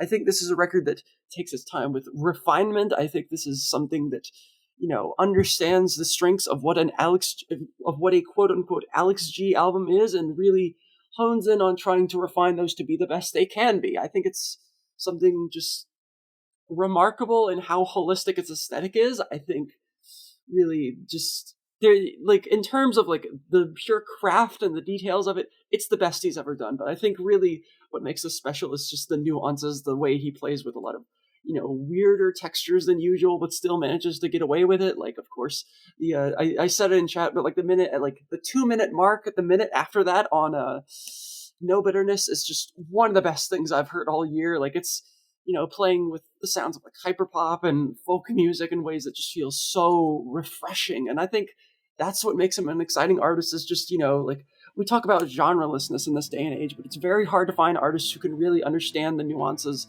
of the genres they're taking from and necessarily, permutate them into new ways that feel interesting. And I think Alex G is somebody who does that, like, albeit he has a more limited scope than others, but like he still, the key is he understands what he is taking from and uses the component parts to make something new and interesting. And I think that will always be exciting to me. Oh, yeah. And like also just the fact that like he seemingly does half of these things just because he's like he likes to fuck around. Like for example, I found out that on a SDOS, like that low voice that he's constantly using on it, he just did that because he really likes the song Lowrider. Oh god, yeah, I saw that. I saw the interview. That is, I had missed that. I'm going to be Sorge is my designer. I am going to be reeling all week from how good that is. My warrior. It literally like every time I learn about this guy, it's like I think like, oh, he must have such a really just dedicated creative process to really think over these details. And he's just like in the interviews, he's just like, oh yeah, I really like Lowrider. That song's cool. What if I just did something like that where I just made a really low voice? I made the pavement comparison in the Alex G FYC record that we did. It's kind of the genius of Alex G in a lot of ways is this because he is so sort of removed in his interviews about his intentions, but also like does this constant thing where a lot of the time he's just goofing, and then other times he's very seriously constructing like these elaborate artistic statements, but he's never like, he's always doing it kind of secretly under the surface when he's actually trying, and so it creates this effect that you like can't tell the difference between the sincere like statement stuff and the I bits. really hate to use this comparison point. I really hate to use this because I don't have a better one, but it reminds me of Das Racist, like the constant like is this guy like No, I get what you mean. Like, this guy, is he pulling one over on me? Is what I'm constantly thinking while I'm listening to this. Totally. Going to your I won't rehash all the various debates we've had both on last episode and on the FYC episode. But what I was writing about with my blurb, that by the time you read this, it'll probably be up for the Merry-Go-Round Album of the Year list. I wrote the blurb on Alex G, and I was talking a lot about my relationship to Alex G over time, similar to how you were, and it like having a more singles relationship with all of his records up until this point.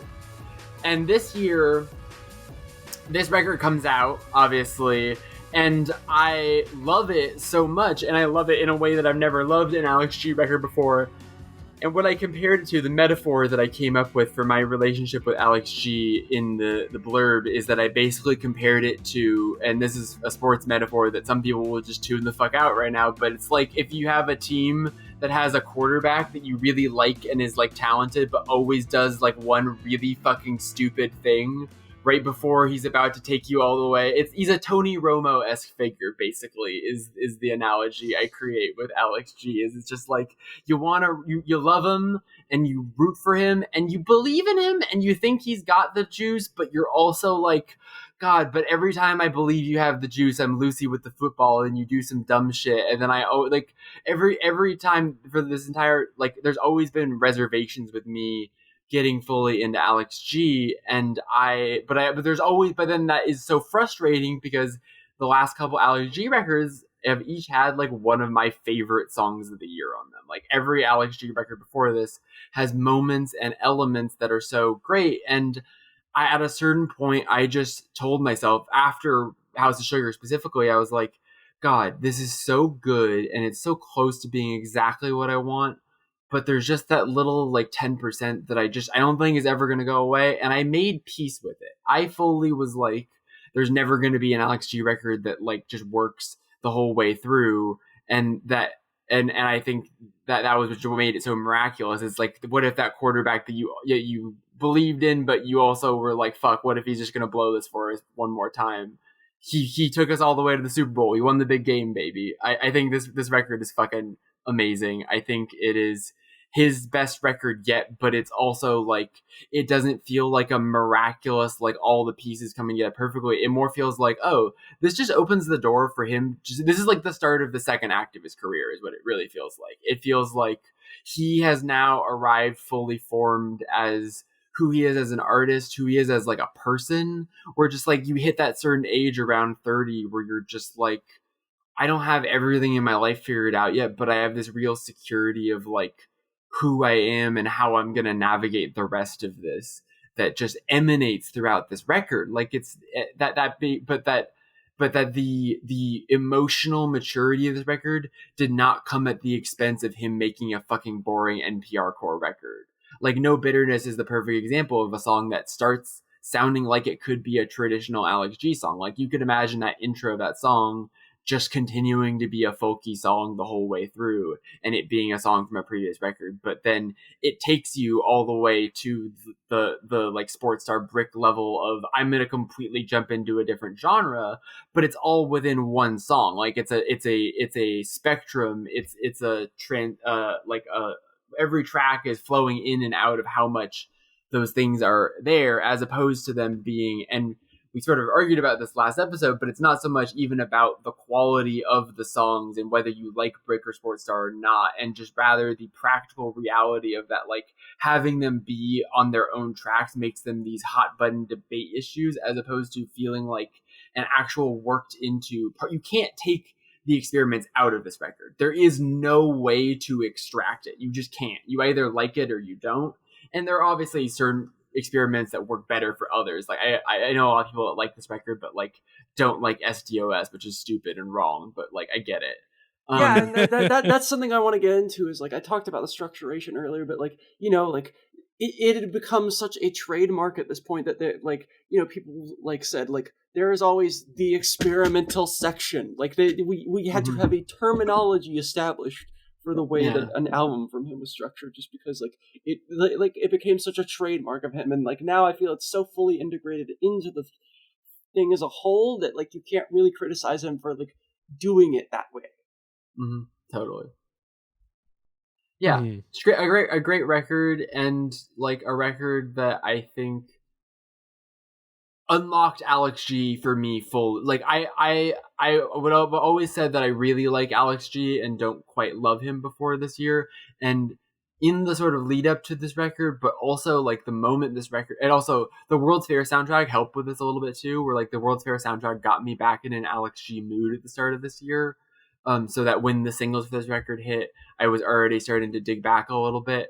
But then after this record came out, something really crazy happened, which is I have 2 Alex G records that I now think are kind of front to back perfect. And the second one is Rules. I have become the biggest fucking Rules freak this year because I think Rules is the one Alex G record. Jackie, the biggest Rules freak within our sphere, within the general Alex G sphere. I mean, like, even you gotta know. Like, I mean, there's no guarantee on that. I mean, just like within my own personal context. Yeah. I don't mean the biggest. But again, I am a stand for this Monster record. freaks, Alex G freaks, all these freaks of the week this year. All these freaks, but that record, I think the reason why I've been vibing so hard on it this year is that record. I think is the most unvarnished sort of look into what I think the sort of special sauce essence of Alex G is. Like, it doesn't have any of the sort of really country folk sort of stuff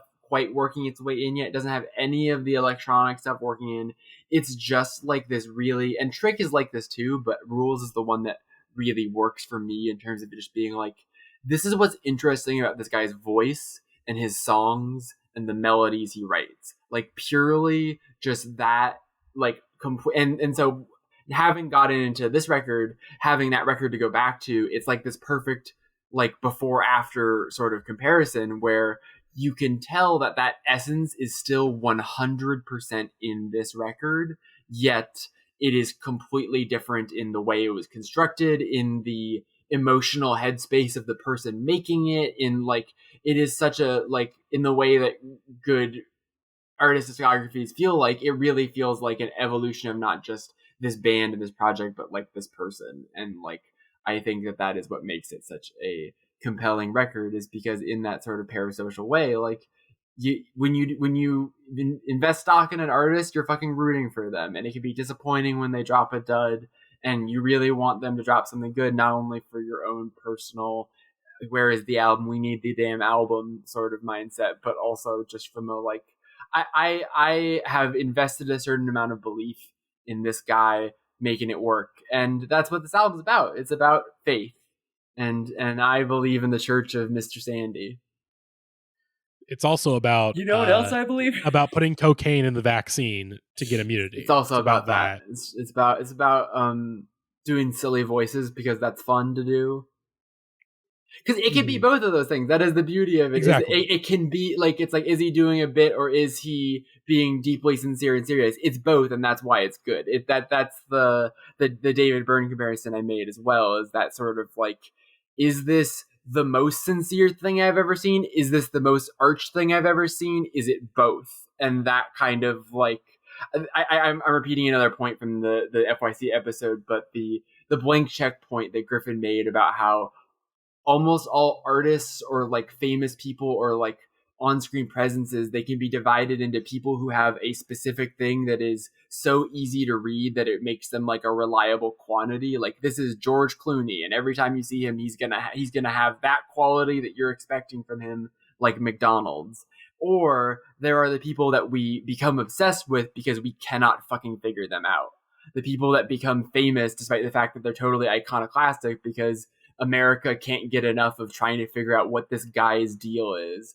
And as a progenitor of a podcast that spends a lot of time talking about guys and their deals, I think Alex G has one of the most fascinating deals out there. And this is a record that manages to have that on full display while also fully working as like a record that like from a critical perspective you can stick up for front to back. You know, I think Charlie XCX is right. This guy is on the come up. He's about to turn a big corner with popularity. Oh, did she actually say that? No, so someone asked like who what either like new artists you're listening, something along those lines, and Alex G was one of the names she listed like this year.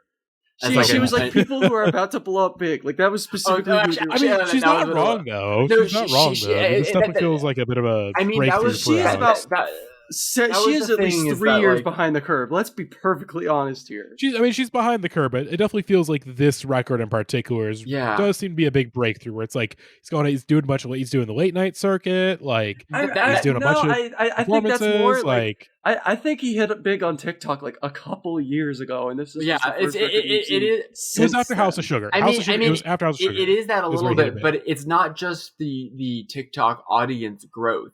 It's in combination with. I know that. I'm just saying, like there was a particular boom that happened in between. It's like the same. 100%. I'm not saying it's like the same way as like if I said like it's like the same way as if you said like Mitski got big because of Laurel Hell. It's like no, she got big before Laurel Hell, and that's just the first. That's okay. Yeah, you're right. You're correct. 100%. I just think that it's different because Laurel Hell was able to make it, and it didn't do that, as we talked about last week. It didn't do as well as anyone would have expected to going, but like Laurel Hell and Be the Cowboy were not like they're not like compromises on Mitski's vision or anything, but like it makes sense how an album like Laurel Hell is able to get fucking like big, not only just in terms of like because there's lots of people who like this artist, but in terms of like the sensibilities of it. It is actually crazy that Alex G managed to make the record that gets him all of the, oh, wow, you grew up things, and also seems like it has opened the door for him to potentially have like a really pop-facing career in a way that would have felt impossible during the Rocket days.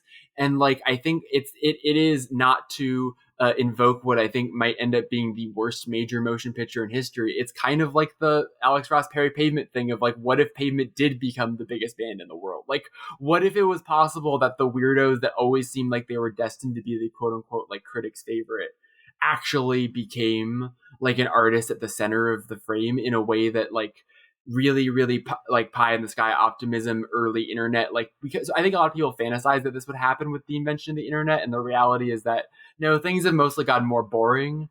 But I think that's why it's a miracle that this thing seems to have just like slipped through the cracks the way it has, and that also people tend to think that it's not as experimental as other records only because usually the experiments went down kind of rocky, and some people like the rockiness. Like, there are lots of people that buy into the sucking is experimental mindset, and I'm one of them, with certain exceptions. But I think that this record just manages to do everything so smoothly that it you almost forget how weird it is. It's so easy to forget how weird this record is, even if you're not a big Alex G fan. Mm-hmm. Also, I got a thought. Of course, the big new movie out in theaters right now, Avatar 2, Avatar: The Way of Water. The Way of Water has no beginning and has no end. Mm-hmm. I feel like if Alex G grew up on Pandora, like, he would be Spider. 100%. He would definitely be Spider. 100%, Matty. To quote the Barely March Letterbox review, this conversation. I want to quote the Barely March review on Letterbox, I believe a funky ass white boy can save the world, and I think Alex G can be that funky ass white boy for us Earthlings to save the world and unite us with his music and putting cocaine in the vaccine. I am being held hostage. And I mean, hey, God is our designer, okay? And you know who's my lawyer? Jesus, he's my lawyer. Let's move on. Let's move on to our number four pick. If Jackie's cigarette break was Animal Collective, Rose's book reading time was Ethel Cain. This is my I'm gonna play. If I could, I would be playing Tony Hawk's American Wasteland on my Dolphin emulator on my computer. Big Thief, Dragon, New War Mountain, I Believe in You at number 4. You two cook. I'm just gonna go do. Rose, I'm gonna go get. You go do ahead, my own because thing. I'm gonna be kind of the contrarian on this one. Not quite, not 100%, but like 25%. So Rose, you go ahead first. I revisited this one today. I haven't listened to it in, oh god, I don't know how many months now, but there was a funny little thing happened in the middle of the year where I like about the time that I was like starting to get tight. Like, so to summarize, at the beginning when this first dropped, I was like, okay, yeah, number 1 of the year. This is like it's like doing your homework, and that like you kind of have to hand it to them. You're just like, I'm obligated to do this. I'm obligated to say this is good, but like this is clearly going to get supplanted, and then it did. At some point in the year, I just like hit the snooze button on it, and then at the exact same moment they got embroiled in the in certain issues of certain nation states that we will not discuss on air because oh lord, we're not qualified to talk about that at all. I actually think I have some. No, I'm just kidding. No, I even if you did, no. I would physically drive to California to stop 100%. Yeah, no, we're not getting into that shit. I must prevent what must be prevented. But revisit today. Not as good as I remember. I hate to say it. Like it's our number 4. Yeah, well, it wasn't on my list. I want to be clear. It was not on my list. I don't think it's on any of our lists. Yeah, but it's fine. It's fine. It's like it's a nice scattershot thing. But the truth is that I think I am just like, something happened in my brain where I just could not sell myself on this band anymore. Like I could not. I get exactly whatever they're what trying to sell me. I can't buy anymore. Something has happened. You know what it is? I mean, we can't even touch that aspect of the thing, but it's that there's something about Big Thief's music. Before we get into what I think are the actual issues with this record as like a front to back, it requires a lot of buy-in. Not in terms of that's the thing is like this is not hard music to like, but it is so achingly sincere and flower powery that you have to put your good time hat on at the door. And if there are any things that might be, I don't know, making it weird and complicated for you to step into this album with your good time hat on, then immediately this album is just fighting against a hurdle that is impossible for it to get over, because this record is a record that, like you're saying, I had, when it comes out, I really, really liked it. I was like, wow, I've never really fully clicked with a Big Thief record like this, and I'm just really enjoying this. And I stayed really clear of the singles because I was like, I don't love this band, and it seems like they're putting out too many singles, so I need to inoculate myself from the oversaturation.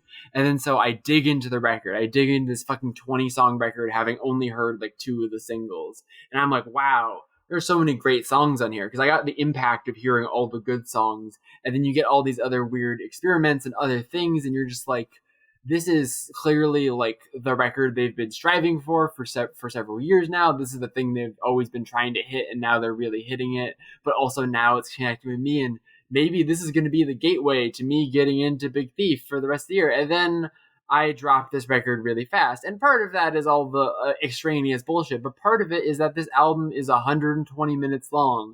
And now, as I acknowledged on Twitter, here's me about to be the most hypocritical person on planet Earth. But too long. Album too long. Make it shorter.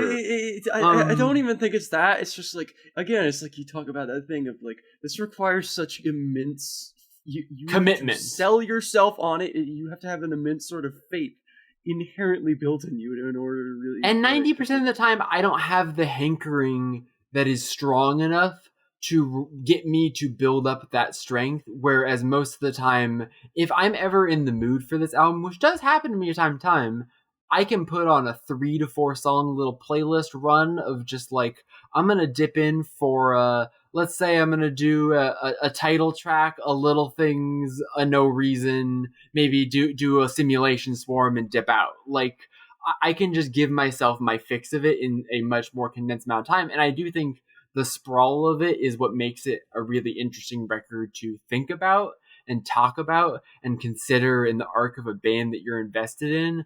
But the moment it requires like, oh fuck, I've got to listen to the Big Thief album to reevaluate it for, I don't know, this podcast, it becomes like homework you really don't want to do.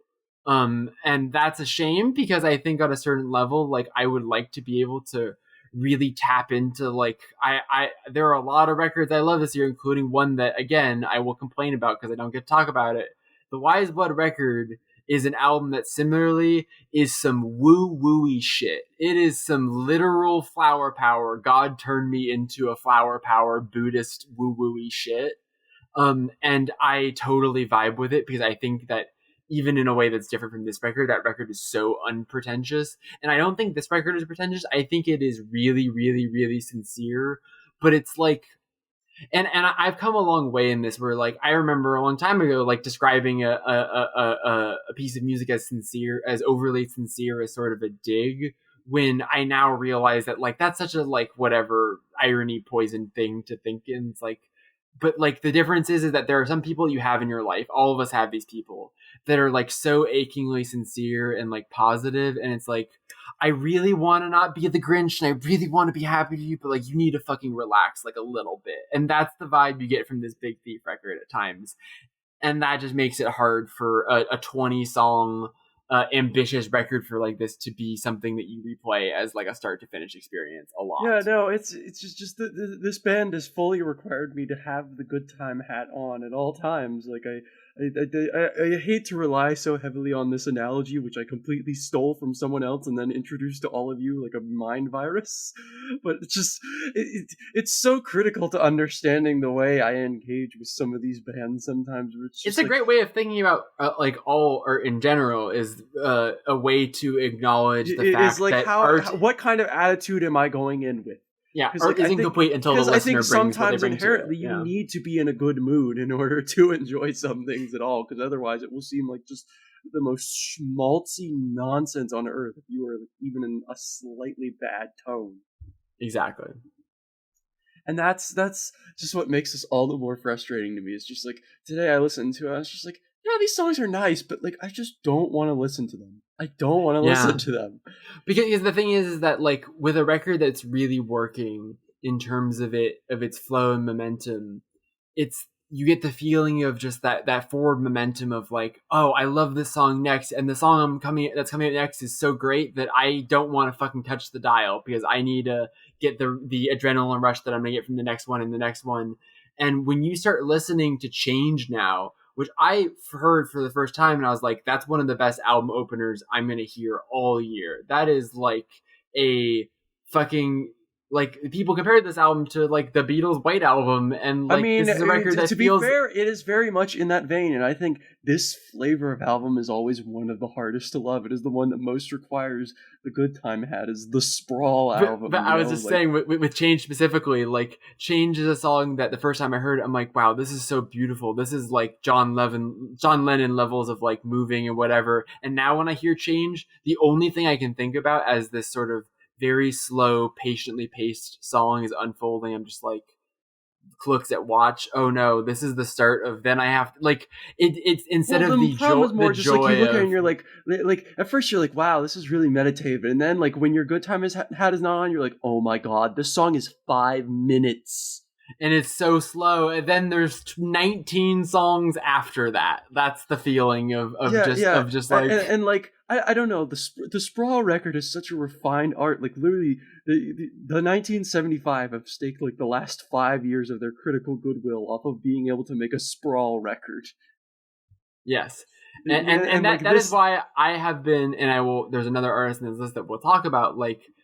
My list early on in the year, especially, there were a lot of really, really long records this year. And it kind of evened out over the course of the year. Like at the beginning of the year, I was like, wow, I guess this is just the year of long records for me. And then over the course of the year, some of those long records dipped off, like this one, and some other shorter records just sort of got more into my rotation. But that, like, I really, really admire, and it's one of the things I love about Preacher's Daughters. Preacher's Daughter is a 75-minute long album that feels like it goes by in like 30 minutes for me, because there's just not a second of it where I'm not locked into it. And so it's totally a subjective thing, and I know there are for people, and I'm sure if I was able to create like the exact right conditions, like if I could be like on mushrooms, like camping somewhere, like I imagine I could have a like really powerful emotional experience with this record. But right now it is not a deep ingratiated part of my life like I thought it might become. Yeah, that's all I have to say. Yeah. Is Rose okay? I don't know if Rose is ducking down or is gone, but I guess we're gonna move on to our number 3 pick. Number 3 is Tomberlin's I Don't Know Who Needs to Hear This. Jackie, go for it. I don't know who needs to hear this, but this is the worst. I hate myself so much. Which is the funny thing about this album title. I made this joke before, is it's like, not only do I love this album, and not only do I think it, I don't know who needs to hear this works as an album title in the way that like the Sharon Van Etten album title doesn't work, but also it works as like, for the concept and the way that the last song just like ties everything in a beautiful bow. However, I still can't get over the fact that it sounds like the beginning of a very annoying tweet. Like, it just sounds like the name of this album should be I Don't Know Who Needs to Hear This Thread Part 1 out of question mark. But the great thing about this record is that it has none of that actual vibes to it. This is a beautiful, beautiful, beautiful record. And in a world where Ethel Cain does not exist, this would be my album of the year. I waffled for the last several weeks thinking, like, have Alex G or Wiseblood perhaps creeped Tomberlin out of that spot? Like, I've been giving there was a brief, like, I think like couple week, maybe just 2 week span where Tomberlin was like my album of the year, and then a Ethel Cain shaped meteor hit me, and then it was like, oh well, Tomberlin, it's just like, sometimes you I don't know, like sometimes you try to win Best Picture the year that Schindler's List is there, and it's just like, tough break, you know, like it was just literally impossible for you to win it this year. And that's kind of how I feel about Tomberlin, is like, you're not the winner, but you're sort of an honorary winner in that this is an album of quality that, like, I would feel really good about this being my album of the year if it was, because I think this is just a phenomenal record that I went in this record not being very familiar with her music at all. I think I had listened to like a song or two, but really no blank slate. Just like, I've heard the kind of hype about this record. I know the kind of people that are into it, sort of it being a sort of AJ Zach core, like in the sort of Haley Hendrix universe, but I was expecting not in a like super reductive way, but just kind of like a down the middle indie folk singer songwriter record, a thing that there are a lot of these days. There are a lot of records like this. And in fact, there are a lot of records like this that come out on Saddle Creek. Like you could compare this record to like the Ada Leah record last year, or all kinds of other things. You could compare it to Big Thief in a weird sort of sideways way, but these are very, very, very different. This is more in the Haley Hendrix, Julia Jacqueline, even like that kind of world. And that world is a world I live in a lot, and there are a lot of my like favorite artists working right now that are in that space. Like I love Haley Hendrix, but like a lot of the time it can be kind of just like whatever, like a little milquetoast, a little like if you're not connecting with songwriting super hard, or if there's not anything at all interesting about the way it's produced or arranged or written, like you can kind of be like, I don't know, is this whatever? But this is a record that I put it on, and from minute one to the very end of this long record, speaking to my last point, knocked my fucking socks off. And I was like, oh, wow, I was expecting something that was going to be very down the line, and it was so adventurous while also being so patient in its construction. And then I went back to her other music, and I really like it. I don't get me wrong, like the DNA of how this record became great is there, but like those other records were kind of what I was expecting this record to sound like, right? Like I went back to those other records and I was like, oh, this is kind of more what I was expecting, which made me feel all the more like reassured in my take that this album is fucking special. This record is a huge, huge leap, and I think is just like one of the best indie folk records like since like Lamelda's Thanks basically is kind of the tier I have it in of the last several years. Like I think this record is just so beautiful and does something that I realized in the last episode I was listening back to. I say the word magic trick like 7 times in that episode. I'm so mad at myself. I am a moron. But Tom Berlin, this record, without using the word magic trick, it does the thing of every single part of it is so deliberately paced, written. Every line has something to add to the larger picture of what she's trying to tell, like emotionally, storytelling wise, but she's also, every single piece of it feels so considered in the way that Easy is the song that opens the album off on like a series of false starts. Like it constantly does this thing where it seems like it's about to swell into a big like chamber pop crescendo, and then it sort of deflates, and it starts to swell again, and it deflates, and it just sort of sets your expectations so perfectly for this record that is going to really take its time, like building itself up bit by bit by bit by bit, to the point that when you get to Stoned and Happy Accidents and it becomes a full-on indie rock record with electric guitars, it feels like you've been sensory deprived, and all of a sudden electric guitars are hitting like they've never hit before in your entire life, because of the way this record is structured and paced and put together. And then that level of intention and that level of precision being combined with the fact that every word out of this woman's mouth feels like she is coming up with it as it is leaving her mouth. It does not feel like she spent a lot of time trying to make these lyrics these super duper poetic. She just sort of says shit out how it is. She says things that are so plain spoken in a way that's very different than like the MJ Lenderman style of like your friend telling you a story sort of thing, but it does have that effect, and it all culminates in the last song on the record, which is this song, I Don't Know Who Needs to Hear This, which is just this like, literally it's Tom Berlin like walking out. It's like you've seen a movie and the end of the movie is like the director being like, I don't know. So what I was going for here is like, sometimes you just need to sing what you're feeling, and even if you don't know what the next word is, you just gotta like say it. Like she just announces the thesis statement in the record in such a way that feels so moving and feels such a satisfying conclusion. And so I really love all the individual parts of this record, and Stoned is my song of the year, but I also think that as a complete picture, it feels like the rare indie folk record that's not just really good at being an indie folk record, but feels like it's really inventing a new way of kind of songwriting language in a Frank Ocean Blonde type paradigm shifting way for me. And that's a very, very weighty thing to say, especially given my hyperbole about Frank Ocean's Blonde recently. But like, I really love this record so much, and I think it's pretty fucking special. Yeah. I don't have too much to say about this record. It's definitely a slow burn record where at first I was like, I don't really get the hype on this one, and then just like took a little breather, went back to it. I mean, Easy. I mean, everyone says Stoned, and Stone's a great song, but Yeah. Easy is the one for me on this record of just like, Jesus Christ, like fuck you for this one. Yeah, Like, fuck you Easy. for this one.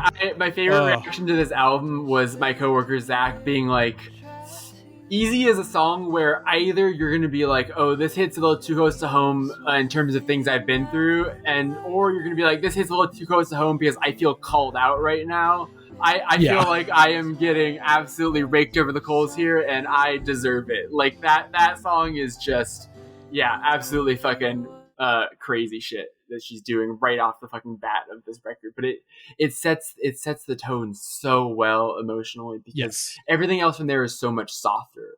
Like, that is like a softly confrontational record, but that it is, the whole point of it is that this idea of that you're like, oh my god, it's so personal to me too. Like, I am such a person that like my whole life was like, oh, well, I don't like to be confrontational because like, oh, I don't really mind, like, it's fine. And like the way that you letting people walk all over you becomes like a positive attribute to other people. The way that someone say, oh, you're so easy, and they're trying to say that as a compliment, but really it's like them appreciating the way that you allow them to walk all over you. Like, oh, that's just such a fucking resonant idea. And the way that just like slowly spills out into this whole album that is just really some of the most like, yeah, fuck me. There's so many lyrics I want to quote from this record. I think particularly, we talked about Stone last episode and how great a lot of lyrics are. I think Happy Accident, those two being right next to each other, are so fucking good together. And just like, I think that song is just a tremendous, like, kind of almost, that is the closest it gets to real kind of country sort of twang and the electric guitar sort of like heaviness a little bit. Like, it steps almost towards a Wednesday thing, but not nearly as noisy. But just like that one is so the line, always measure my time by the way you spend mine. I want to burn it all down, could I borrow a light? Like, there's so many lines in this record that just like stab you in the fucking heart, like, but not in a way that is, it's very different to me, and this might be a whatever narcissism of small differences thing. It's very different to me than the Phoebe Bridgers, like, I am just gonna say the thing that happened to me, and it's so raw, and I'm not poeticizing it at all, and you just gotta really deal with, this is poeticized. She's never quite saying, you said this to me and I thought it was fucked up when you told Karen that, like, whatever. I feel like I'm being very reductive of no, but I like Phoebe Bridgers' music more than I'm implying right now. But like, I think that Tom Berlin is so much about it's digging under the surface, right? It's about taking these things and really digging about how is this making you feel, you know, man? And I think that there are so many of these lyrics that, like, because they are clearly so close to the chest, but also that they aren't, you don't have to be in like, there are so many breakup records where it's like, okay, you've got to follow a narrative of these characters that are going through this situation. And this is more like a series of little just short story soliloquies of her navigating a feeling, navigating an emotional dynamic, navigating, and each one of them together is its own contained little universe, but she stacks them on top of each other little by little by little, and you should have this ecstatic thing that washes over you where all these little plain spoken observations start adding up and adding up and adding up into something that feels so beautiful, and then she lands the plane like nobody's fucking business. And that is a feeling that I had with 3 records this year, with the Wise Bud record, the Ethel Cain record, and this one, where it's just like, I'm enjoying it, but hold the breath, let's see how he sticks the landing. And then just like with all of those records, the last two songs specifically, like the last two songs of this record, the last two songs of the Ethel Kane record, the last two songs of the Wise Blood record are just like, yes, you ended the record not only with one more great song to make it a whole run of great songs, but more importantly, the last great songs concluded the statement in the way that felt satisfying. It's just like the way that like a good ending for a movie makes you walk out of the movie theater and like the movie so much more, because the last taste in your mouth is like, they fucking did it. And this record is one of those records where it just goes out on such a like victory lap with that last song for me. I'm just like, yes, bravo. Yeah. Two things. One thing, I thought about this record of like maybe why I didn't click at the time. Our very own Dill, he just did a great write-up on this record for the Indieheads Album of the Year write-up series. Oh, yeah. And one of the thesis statements of that write-up is sort of like, this is a record about getting your shit together, or at least a record where you kind of have your shit together for the first time. And I think that's why I didn't click with this album at first, is that when it came out, I was distinctly in a not having my shit together period, where I was like 2 months post breakup. I had hit the manic phase where the manic phase had fallen apart, and I was in a deep depression of like, okay, no, it's not the time for this record, weirdly enough. But a few months later, once I had my shit back together, I was like, okay, I get this album more. I like this album more. It's clicking more.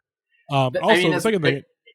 I was just going to say at that point, like, it's an album about two people that didn't have their shit together, and then one of the two people in the emotional dynamic gets their shit together, and then has to navigate getting their own shit together while also navigating the boundaries and emotional dynamics that come with, oh, I'm now realizing that you don't have your shit together as I'm personally getting my own shit together, and now I have to kind of call you out a little bit and be like, listen, you need to figure out your own shit. I'm figuring out my shit. And that is why this record can feel like a call out post a little bit.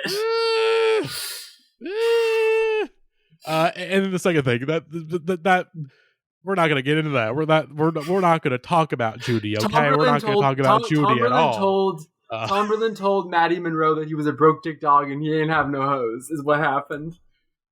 See, it would be the opposite situation again. In my experience this year with somebody. Not gonna get into it. The second thing is that I want to read something that Dill could not join us for this episode, but they did contribute a little blurb for us to talk, for me to say on his behalf on this record. So from Dill, Tomberlin is the fucking goat of taking walks in early evening and staring up at the sky, contemplating tiny little interactions you had with your coworkers that day. She is the queen of writing ballads about the time you probably laughed too hard at a bad joke at a bar and went home and wondered what kind of impression you made on your friends that night. She rocks at reflecting at every small personal mundanity that gives us joy and anxiety and everything else in life.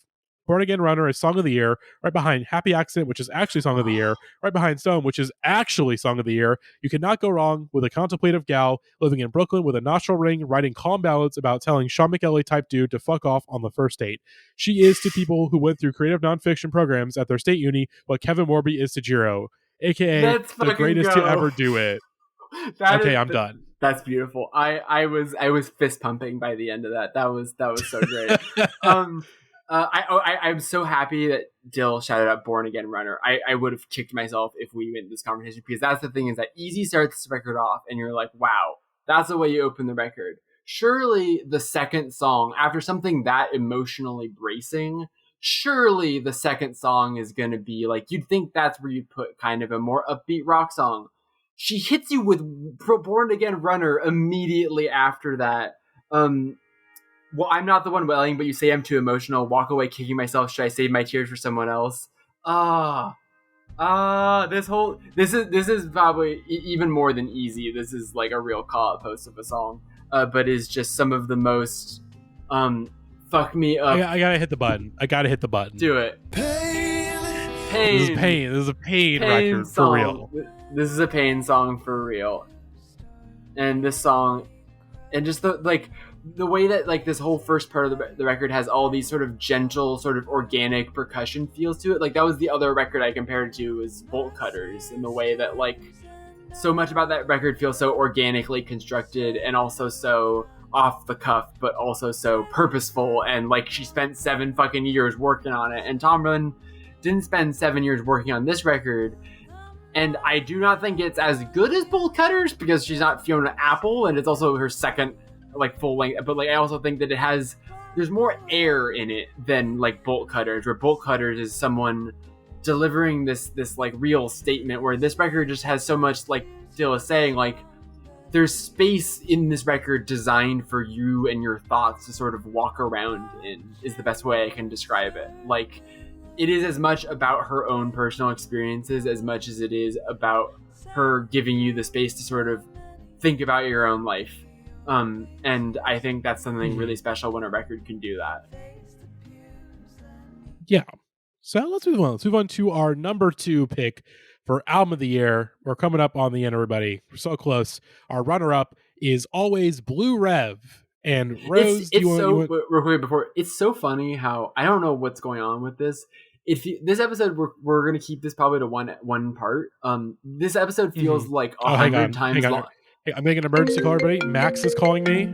Hang on, let's see what's going on. Max, hello. Hey Matty, what are the 5 best words you could hear to kick off your Christmas party? The 5 best words to kick off your Christmas party? Teacher, I know.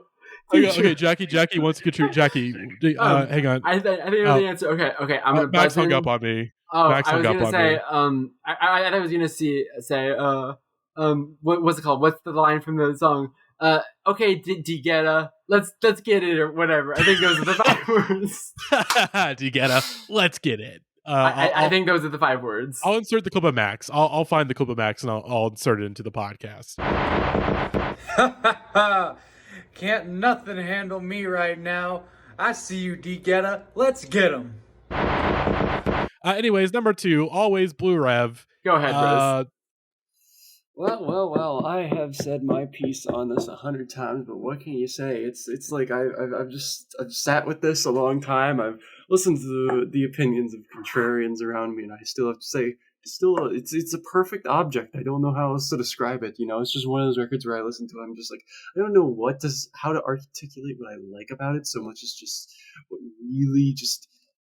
It is a perfection of a group who clearly just sits and tinkers with their ideas and so mercilessly that you just can't really pick away at anything. There's no like loose ends that feel, uncoordinated. It's all everybody moving in perfect step. It's a nice little thing. And Pomeranian Spinster, just song of the year. What can you say? It's great.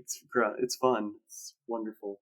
Is everything I want out of pop music and guitar music and dream pop and shoegaze and all those things. Yes. Thank you. I was just going to say, I was listening to Pomeranian Spinster yesterday, and that song just fucking owns, whips, slaps.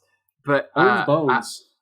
I love so much that song, like the pairing of that lyrical sentiment and that like pivot for them instrumentally, and how that song goes harder than any Always song before, and that it being this song about like, I've always been such, everyone's like, you're so nice, you're such the, you're this dream. Just, I don't want to be fucking nice. I want to rage. Pomeranian Spinster time. Like, it's such a like, I've been holding this inside for so long and I'm letting it out kind of song. And I mean, it's probably, the thing is, like, the character does not seem like the kind of person who even deserves to do that either. Like, they do not seem like a very nice character, and that's what makes it. You know what it is, fun. Rose? Pomeranian Spinster is a song about someone that's just like, doing normal stuff, being like, haha, I'm in my evil era. That's what it is.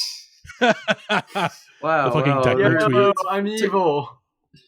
Yeah, I mean, really, you could listen to that song while riding on a jet ski that's like going through buildings. That's 100%. Not an incorrect sentiment.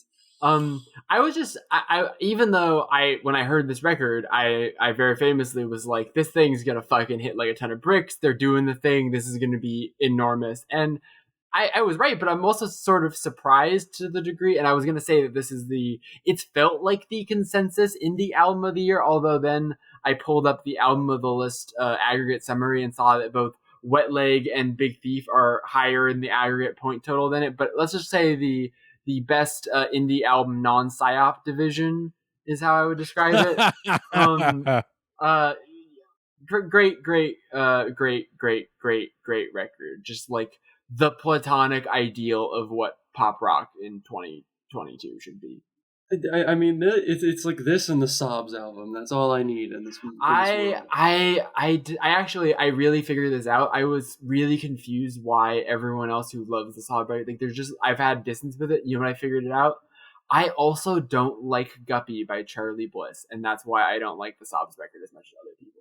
That's because once I heard someone make that comparison of like, oh, the Sobs record scratches a Charlie Bliss itch for me, I was like, oh, that's what it is. It's just a little too candy sweet for me. Like it's just a little grating. And I to be clear, I like the Sobs record more than I like that Charlie Bliss record. I think it's much more my speed guitars wise. It just has a little bit of that just like saccharineness that's just like a little too dialed up, but the cool cover is innocent. I will say. Yeah. I mean, like, so the thing is, obviously we went in depth on this one on our FYC episode. Go listen. Yeah, we went pretty in depth. I've said the thing is, like, sometimes you say all you can say, and I have said many words here. I've said you unloaded a clip. I did the trifecta as I tend to do every year, and this one just it's a perfect little object. It made me spend a lot of time thinking about what it really means to fall in love with a record in the first place, and remembering that, like, in a year where I've been very deeply cynical, this is such a fully uncynical record, at least in its creation. Like, I'm sure lyrically you could really get into the ways that it's like really just songs made by people. You know what it is, bros? Bros, it is good time hat music for cynical people. That's what it is. Yeah, exactly. It's for people who are grumps all of the time, but then like one day of the week they're like, you know what? I'm in a good mood today, but I want to preserve some of my grump essence. It's for depressive optimists. That's how I've thought of it. Rose, high five. Anyways, I'll put a high five sound effect in post if I remember. Just put in the Doom shotgun noise. That's much funnier. Honestly, yes. This is just, again, it is a great indie rock record. It's one of those things where it's just simply like the song, the music is talking. Okay, it's David Lynch. The film is talking. The music is talking. It's just sort of platonic ideal. Yeah, it's just a platonic ideal of just a tightly crafted yet very scrappy, like jingly indie rock record that is as just like so precision tight in its songwriting, but is also just very loose in how it feels. Yeah, it's just like, of course, this is like one of the most critically acclaimed indie rock records of the year. Like, duh, it's a band working at the top of their craft. I mean, I invoked the Doom shotgun noise, but like honestly, this does remind me of a lot of.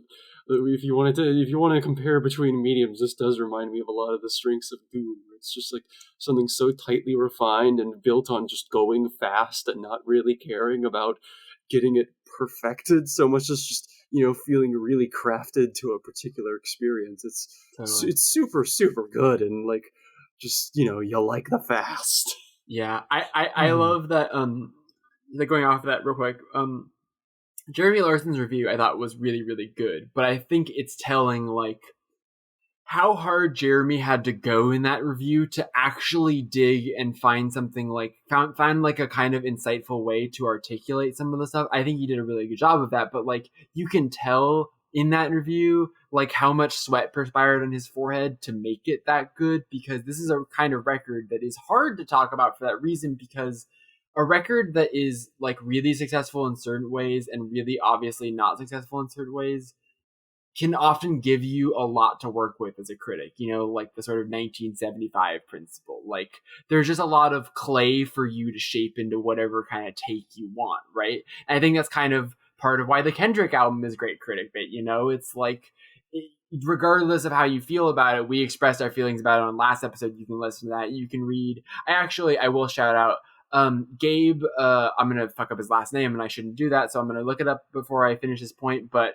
in The Guardian, they did their album on the list thing, and a buddy, Gabe of mine from Twitter, who's a recent writer friend of mine that I've connected with, he wrote about that record, and he was one of the few people who wrote about it in a way where I was like, okay, I see where you're coming from, and I see why you actually found stuff to mull over it. But I think a lot of people just saw that big lump of clay and they're like, well, I can just sort of throw my hands up and say it's dense and challenging. Whereas the Always record is like both that precision-oriented machine and also this thing that feels so lived in and natural that it's almost impossible to find a way to articulate it besides saying, dude, have you heard this shit? It's so good. Like, it just reduces you because it's just so hard to find a seam, you know? It's so hard to find, okay, here's where you can see the effort, here's where you can see the intention, here's where you can see the note. It's like let her rip, baby. Like, it's just a really fucking airtight record. Yeah. Well then, let's move on. Speaking to of airtight our records, number actually. one. Before we album play of the the year. transmission that I assume will guide our discussion, I would like to read a quote from Yes. the third best movie of 2022. It's very important. I think it's very relevant to this discussion. Time is the thing. Time is the essential piece of interpretation. You cannot start without me. I start the clock. Okay, let's let Lily talk now. Yeah, our number one. Well, let's see if Lily reveals it, and if not, I'll pause and our album of the year. We'll let Lily speak on it first and foremost. Hello, everyone. Lily here. Long time no pod on account of no time to pod. No one should ever make a TV show, and no one should ever go to grad school, and you should certainly never do both of those things at the same time. But I'd be remiss if I did not hop back on quickly to talk about our rightful album of the year, Callie Malone's Living Torch. Now, a few months ago, I went on one of our sister podcasts, Hot Singles, where I yelled for an hour about the construction of this album and the ways it's taking all these compositional devices and weaponizing them in an aesthetic and political dialogue with these long-standing oppressive standards in the modern classical space. So go listen to that if you want to get a better sense of what's happening under the hood on this album in a technical and contextual sense. But what I never really talked about in that episode is what this album means and why it means so much to me. And I kind of want to do that here because I can understand people listening to this and being confused about these rapturous experiences people are having with an album where nothing really happens for 2/3 the runtime. And what this album means for me, it comes from something very personal I've been going through in the last year or so. If you rewind to this time a year ago, Omicron was popping off and Toronto was going back into lockdown, and I was suddenly at home and out of work having to contend with these health issues and various other instabilities in the midst of all this chaos and isolation. And the way I coped with that loneliness and uncertainty was to flood all of these things with noise. And uncharacteristically for me, not in the musical sense, but in the sense of overwhelming myself with stimulus and information in order to really drown myself out. And at a point, that overload totally did me in and led to several, kind of breakdowns of a sort. And by the time I'd completely burnt myself out from that, what I'd come to realize is that all that noise had turned me into someone I really didn't want to be and didn't even particularly know. And that, as so many of us do, I'd impose these unnecessary expectations on myself whose pressures had completely distorted the essence of who I actually was. And at the point at which I was really coming to terms with all of this, that was around the same time that I discovered Living Torch. And for me, it came to symbolize that process and really presented this call towards a kind of stillness and a contemplation that I had resisted for so long. And it's so obvious in hindsight that the reason I was resistant to that is simply because I did not want to sit with myself and actually understand myself. Right? That terrified me. And I don't think it's an uncommon feeling to want to avoid sitting with the truth of who you are at all costs. It's something very few people are inherently comfortable with. And this is part of why we're so prone now, I think, to, constant hyperactivity and overstimulation, right? It's a distraction from our own profound discomfort with ourselves. Plus, we've been promised by these quite fundamentally, abusive systems that if we publicly surrender these pieces to our shadow selves, that something greater will come of it. And fundamentally, that just isn't true. The machine never feeds you back. It's only concerned with gorging itself on really our hearts. And we all end up trading empty emotional calories with each other in the hopes of being lifted out from all this, when really what's happening is we're only being plunged deeper into it the more we do that. And what's really powerful to me about Living Torch is it has this really rich sense of interiority. Callie Malone is so attuned not to what's happening between notes, but to what is happening within the notes. You know, this notion that if you really listen to a single tone and sit with it and pay attention to it, if you do that, there are these timbral imperfections and these fluctuations in frequency that reveal these profound worlds of sonic texture unto themselves that permutate and evolve the more time you spend with them. And I think that in itself is this perfect metaphor for us, like for human nature, that, you know, fundamentally we are these creatures of abundance that contain oceans within us. And despite what the world says, it's ultimately us who get to control who swims in them. So when I hear Living Torch and, you know, the way these tones and timbres swirl and shift around each other, I hear this reminder that we are for ourselves above all else, and that the abundance in you deserves to be honored and protected and treated with care. Like, we just don't do that anymore. And really, you know, we deserve that collectively. And it's so simple to attain if we just harness the strength of will to slow down and be still and purge ourselves of the noise so that we can really just look ourselves in the eye and begin to learn who we are.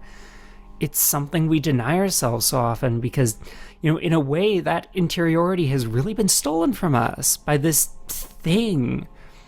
But Living Torch reminded me that it's never too late to get that back.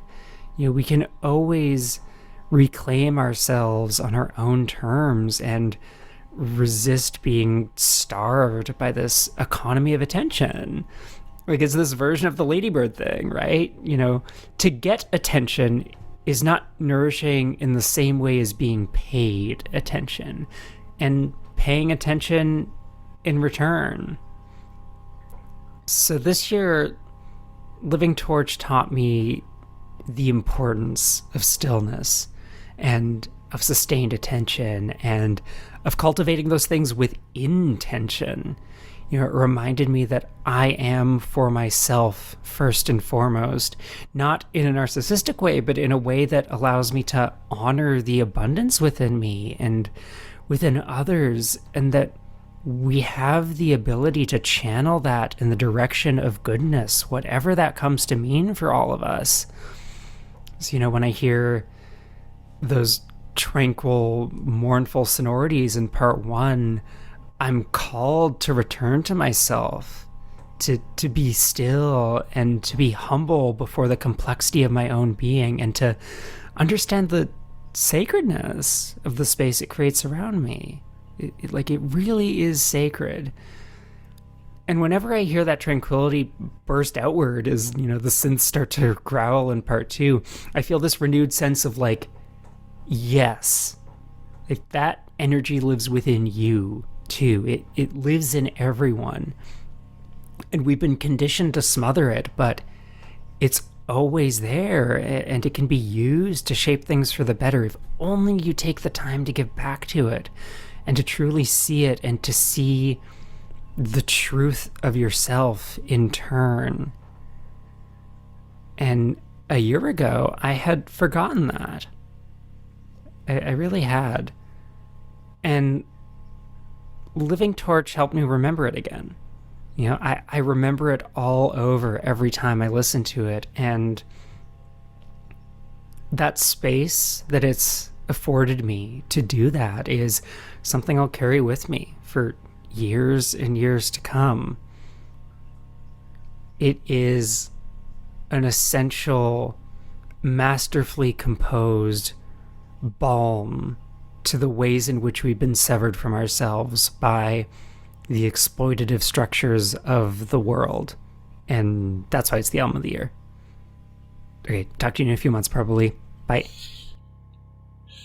Yeah. Thank you, Lily, for that transmission, and I guess that'll kind of lead our discussion here. This is a record that again, this is one of our this is a record I did not realize was like a consensus pick for us until ballots started coming in, where I was like, oh, like this is a record I don't like.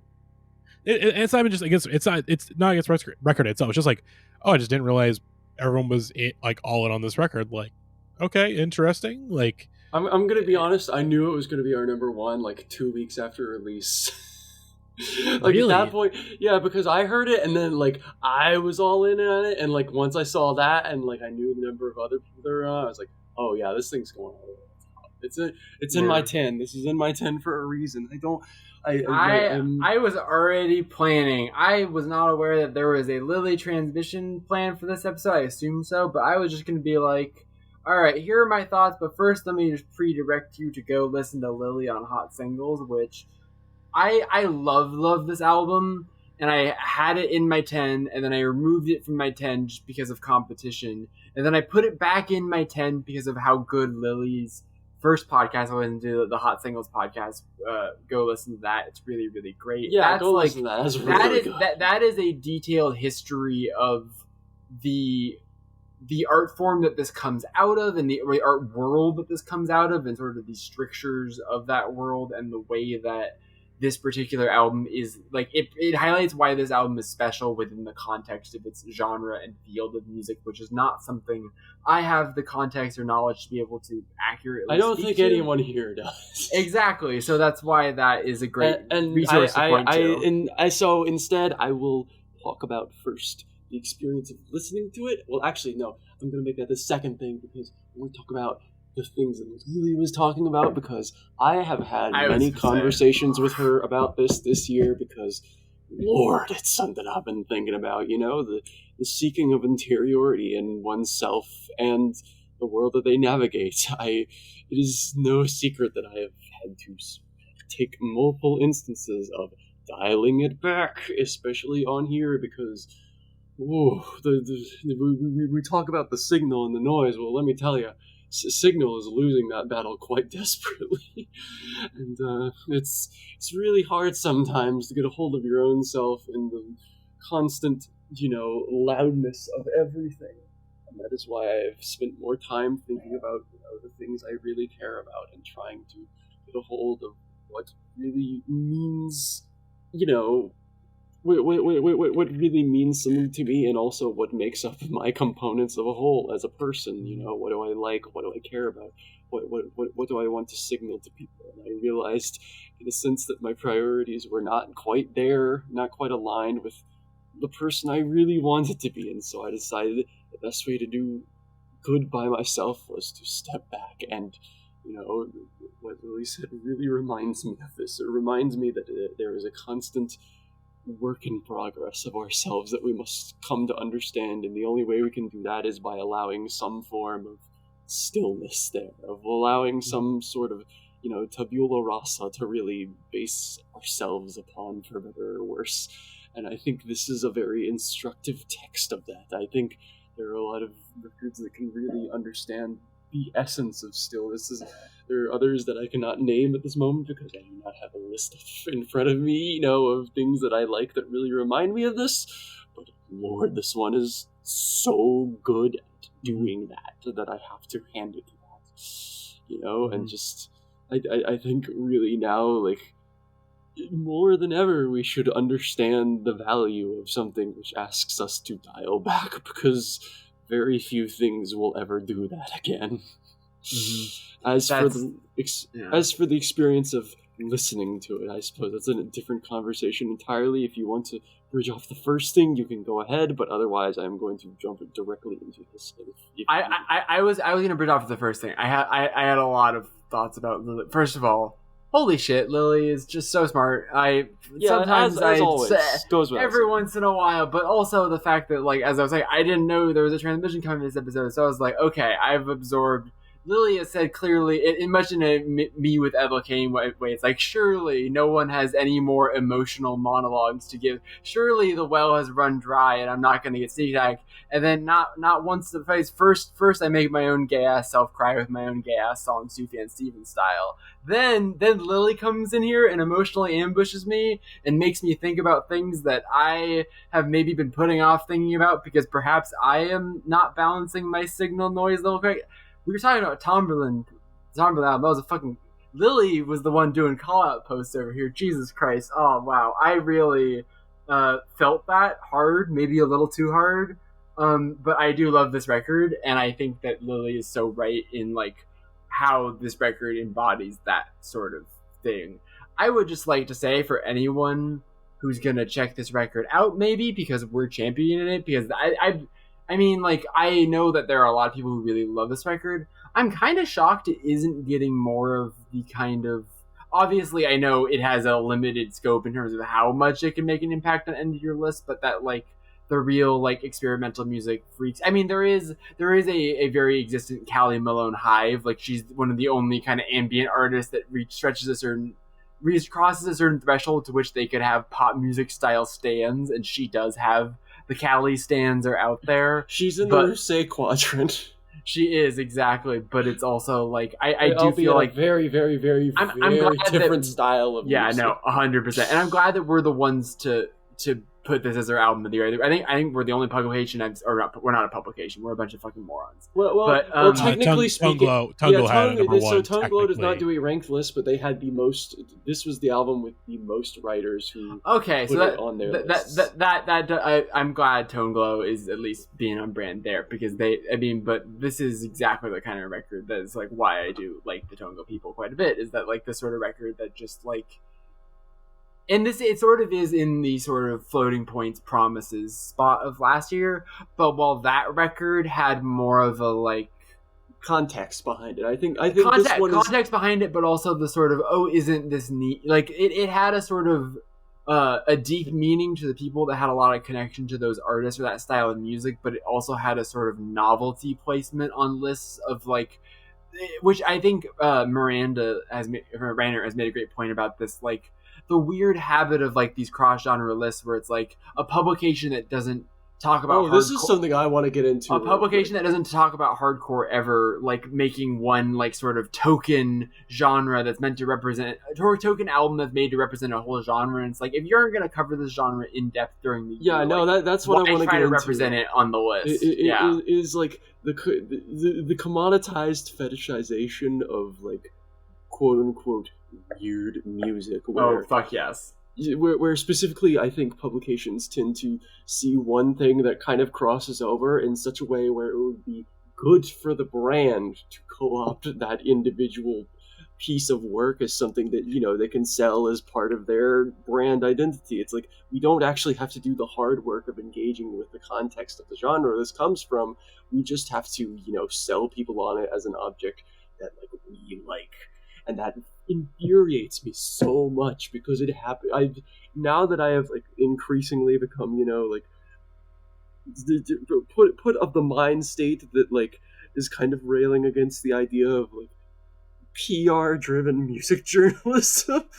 Like, so sorry to both of you. This is not an insult to your work so much as just the lack of curiosity on the part of the headmost music writers out there. It is just so infuriating to see, you know, a true like unwillingness to engage with genre as something meaningful rather than just a novelty. And like this especially is like one of the few instances where like I think if we all had a better educate, like of course we all three of us said like we don't know anything about the genre this comes from, but we like it, and that's part of the problem is we do not have the necessary, you know, we do not have people in the mainstream who can, you know, contextualize this stuff, and that is like the primary issues. You know, we come into these conversations and we can recognize that these are remarkable works, but we don't have the language to describe it because we have not propagated that language into think so. A mainstream conversation. And that is why this record is both great to me and also very infuriating, because I wish I wish I did not have to listen to like several hours of Lily explaining it to understand. I wish this could just be something that like comes from a common language. Although I will say, like, I think what I connected to, what I like about this, like, so I compared it to Floating Points Promises, right? That's also a record I think is really, really, really gorgeous, but is not a record I revisit a ton. And so a lot of its placement on my list, it was like hard because I was like, do I just put this on here because I have some sort of quote unquote objective idea of what good music equals, and that becoming, it's like you're saying, the commoditization of weirdness. And that's how I kind of felt about the way that certain writers and publications were embracing the Floating Points record last year. I do think there's like a tiny bit, but like the thing that's different about me with this record is, like I'm saying, I don't have the context necessary to really break down what makes it so timbrally interesting and so compositionally like interesting. But what I find about this record is that, in a way that is underappreciated when talking about things that are experimental, things that is that you can have an experience with this record that is really emotional if you've never listened to music like this before. Now, you might not. You probably have to have your expectations set the right way in terms of it's going to move really slowly. The second part kind of picks it up, but you really have to settle into that stillness, and you have to be prepared to, like we were talking about with the good time hat on, you have to have the right... I listened to this song on a plane for the first time, which was actually fantastic. Because planes, similarly, like, I couldn't be on the internet. Like, I was alone with my thoughts, and like there was something about that really, really, really worked in that first context. But that the idea of that, in some ways, you need all that context to really appreciate it. Why you could value it and put it on that album of the year sort of pedestal. However, you can have an experience with this record that does not require you to have ever listened to anything like this before, and you can get something out of it if you just allow yourself to sit with it and see how it makes you feel, and see how it makes you feel over time, even as it's not really directing you how to feel in the way that pop music is constantly telling you for every second, this is how you should be feeling. And that sort of unease that we all have. And I catch myself doing it all the time too, when you're making new music into a like compulsive consumption habit, is that you can get into this mindset of like waiting for things to do the thing that you're expecting them to do right when you click on it. And if you're not getting that, you're moving on to the next thing, and how that is draining, like Lily is articulating in our piece. And that, like, even though I embraced more new music than ever this year, and I'm really like, as I'm compiling all my lists and stuff, I'm feeling like, wow, there's so much that I was really engaging with this year. Not like stuff that I'm just putting on to honor it because of whatever objective merits, like stuff that really connected with me, stuff that I was able to live my life alongside of in the way that music is really special, like even more so than movies and whatever. Like, these things become a part of our life. They become something that you live your life alongside of, and they allow you to reflect and all that sort of stuff. And so even though I've enjoyed listening to a freakish amount of new music this year, and I will continue doing that next year, I also did find a healthy balance at the end of this season. Like, yeah, I didn't listen to the Billy Woods album. Am I gonna like force myself to eat it like it's broccoli and try to get it onto my list, because then therefore my list will be quote unquote more true, more reflective of what the actual objective was? It's like it completely defeats the point of the exercise, and it misses the forest through the trees of like what this is about. And I think I kind of got there this year, but I'm hoping to get there even more next year and log off sometimes, but also I will never log off, cowards. But I think this record is really special. I do not have it in my 10, but it was being bumped in and out of that 10 with frequency.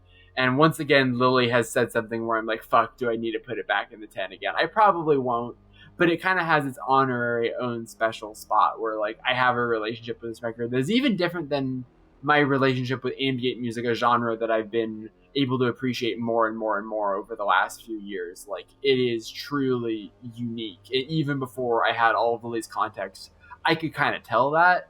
I might not have been able to articulate it very well, but there's something special with this record. Yeah, no, that's cool. That's something that I've thought about a lot, which is like Callie's work has tapped into just this particularly sort of elemental feel within it. Just understanding the way that drone can kind of oscillate off of our feelings per se, like internally speaking. Totally. Not when I say feelings, I don't mean like emotions. Although you can interpret that way, but like more so just the sort of core. It's something that works at our core. To quickly bring up another thing that I'm not really qualified to talk about, but to plug it, I interviewed Drowse for Merry Around Magazine, and one of the things he was talking about in that, we talked a lot about some of the kind of headier ideas behind that record.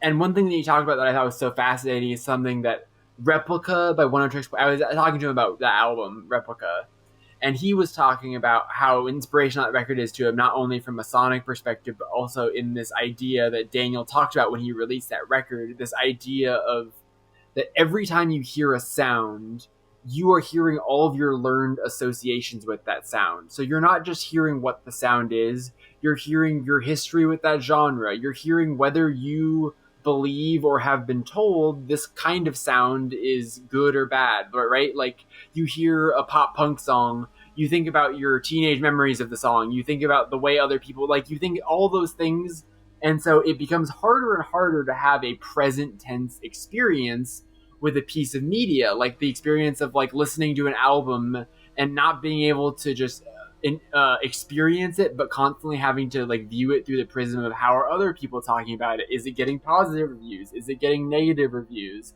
And like this record being an album that forces you out of that mindset, like deliberately, like it just forces you. It's like you cannot, if you try to come to this record and engage with it in that consumptive way that other music is, you're just going to bounce right off of it and maybe say it's not for you. But like, if you sort of submit to this record and let it wash over you, I think you'll be, if you don't listen to music like this normally, I think you'll be surprised at how much you get out of it.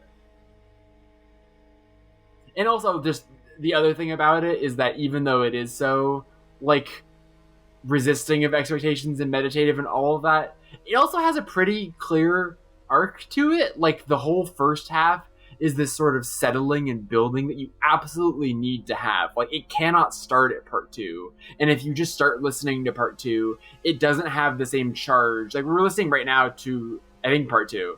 And like the way that it gets so much heavier and denser and harsher in that second section, but it also just sort of has this sort of sunburst quality to it that it doesn't have in the first, and how satisfying that build is, but also that when you listen to this album multiple times in a row, like the first time you listen to it, you're like, okay, part 1 was pretty good, but part 2 is the real stuff. And then as you listen to it like 2 times back to back, all of a sudden you start to realize like, wait, that's kind of a dumb way of thinking about it, because the only reason why part 2 works as well as it does is because of part 1, and you can just have this record on 2 or 3 times in a row and just keep going around that cycle over and over again. And basically, even though it's a short record for an ambient record and much shorter than any of her other records, it's like a 33-minute record that you can run a couple of times in a row and not get tired of.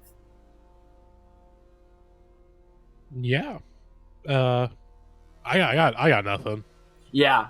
This is a wild fucking record. Also, how about this? Callie Malone is 28 years old and she's started going gray and she's just letting it happen. And it is the hottest, most powerful move. It is just queen. Look, Jackie's shit. saying it, not me. She's saying it, not me. I have the space to say it. And I just want to say, shout out to you, Callie Malone. You are a legend to women who get their first gray hair everywhere and panic about it, and you're just like, no, I'm gonna be a boss ass bitch and have like silver hair. It kicks ass. She's so cool. Yeah, I just really I got some this Taco record. Bell Diablo sauce. You guys want to hear it? No, I'm good. That sounds good. I'm really hungry. Can we end this episode? Yeah. Well, thank you everybody for listening to this episode of the Indieheads podcast, or Album of the Year edition. Of course, this is going to be our last episode of the year, most likely. After this, we're going to take a little refresher and kickstart the new year. Let me see what we have up. If you do want some more kind of album of the year coverage, I think our first episode planned for 2023 is our Q4 favorites. Of course, there's a number of records that came out in Q4 that I really loved that are not on our top 10 that I would love to kind of go into Hell yes. further. So And records Q4, that are coming out still. Like, I mean, this happens Yeah. every year. There's And, a number- every year, I honestly don't even, like, the debate gets so stupid. It's like, should we do the album of the year list? Like, what? I'm kind of done with that. And I'm just sort of like, in a very Lily's essay rate, I'm riding my own wavelength this year. I'm putting out my album of the year list when I fucking feel like it's done, and you'll get it when it's ready. But also that, like, there are a lot of records that came out in late November and early December where it's always the trouble, like, well, I don't really know how I might be able to slot this onto my list because I don't have a lot of time to really sit with it. But, like, hey, this came out at the end of the year. I'd love to give it some attention, love, and we've got some stuff like that we'll talk about next time you hear from us. But we're going to take a little break. Yes. So last pod for the rest of the year, at least last regular pod. I might do a bonus episode. I've done some bonus episodes in the past, just going over my own personal list, just because I'm the host. I feel like I'm the host. I don't get a chance to go too long on some records. So I feel like I might do that again this year before I go back home for Christmas. So that'll be for the real ones patrons. But otherwise, this is our last regular episode for the year. Hopefully you all enjoyed. But Jack, you'll continue. Oh, sorry, go ahead. I just real quickly, I wanted to make sure we get to this before you like actually tie the button in the note, because I wanted to share one last little note of levity. This has been kind of this is Indieheads podcast parentheses emotional, all caps or whatever, if you're doing like the YouTube clickbait of this episode. But right before Lily's incredible, beautiful little soliloquy there, Max, I speaking of noise and me having ADHD and being distracted, Max DM'd me on Twitter and he sent me a tweet that LeBron sent out about 2 hours ago. And I just want to end us off on this and just end on the image of me listening to that soliloquy and like actually tearing up, getting very emotional, but also thinking about LeBron tweeting, "Fate whispers to the warrior, you cannot survive the storm." The warrior whispered back, "I am the storm." Which is how I feel listening to the Callie Malone record, "I Am the Storm." Thank you for listening. I hope you come back again soon. Bye-bye. Yes. Bye, everybody.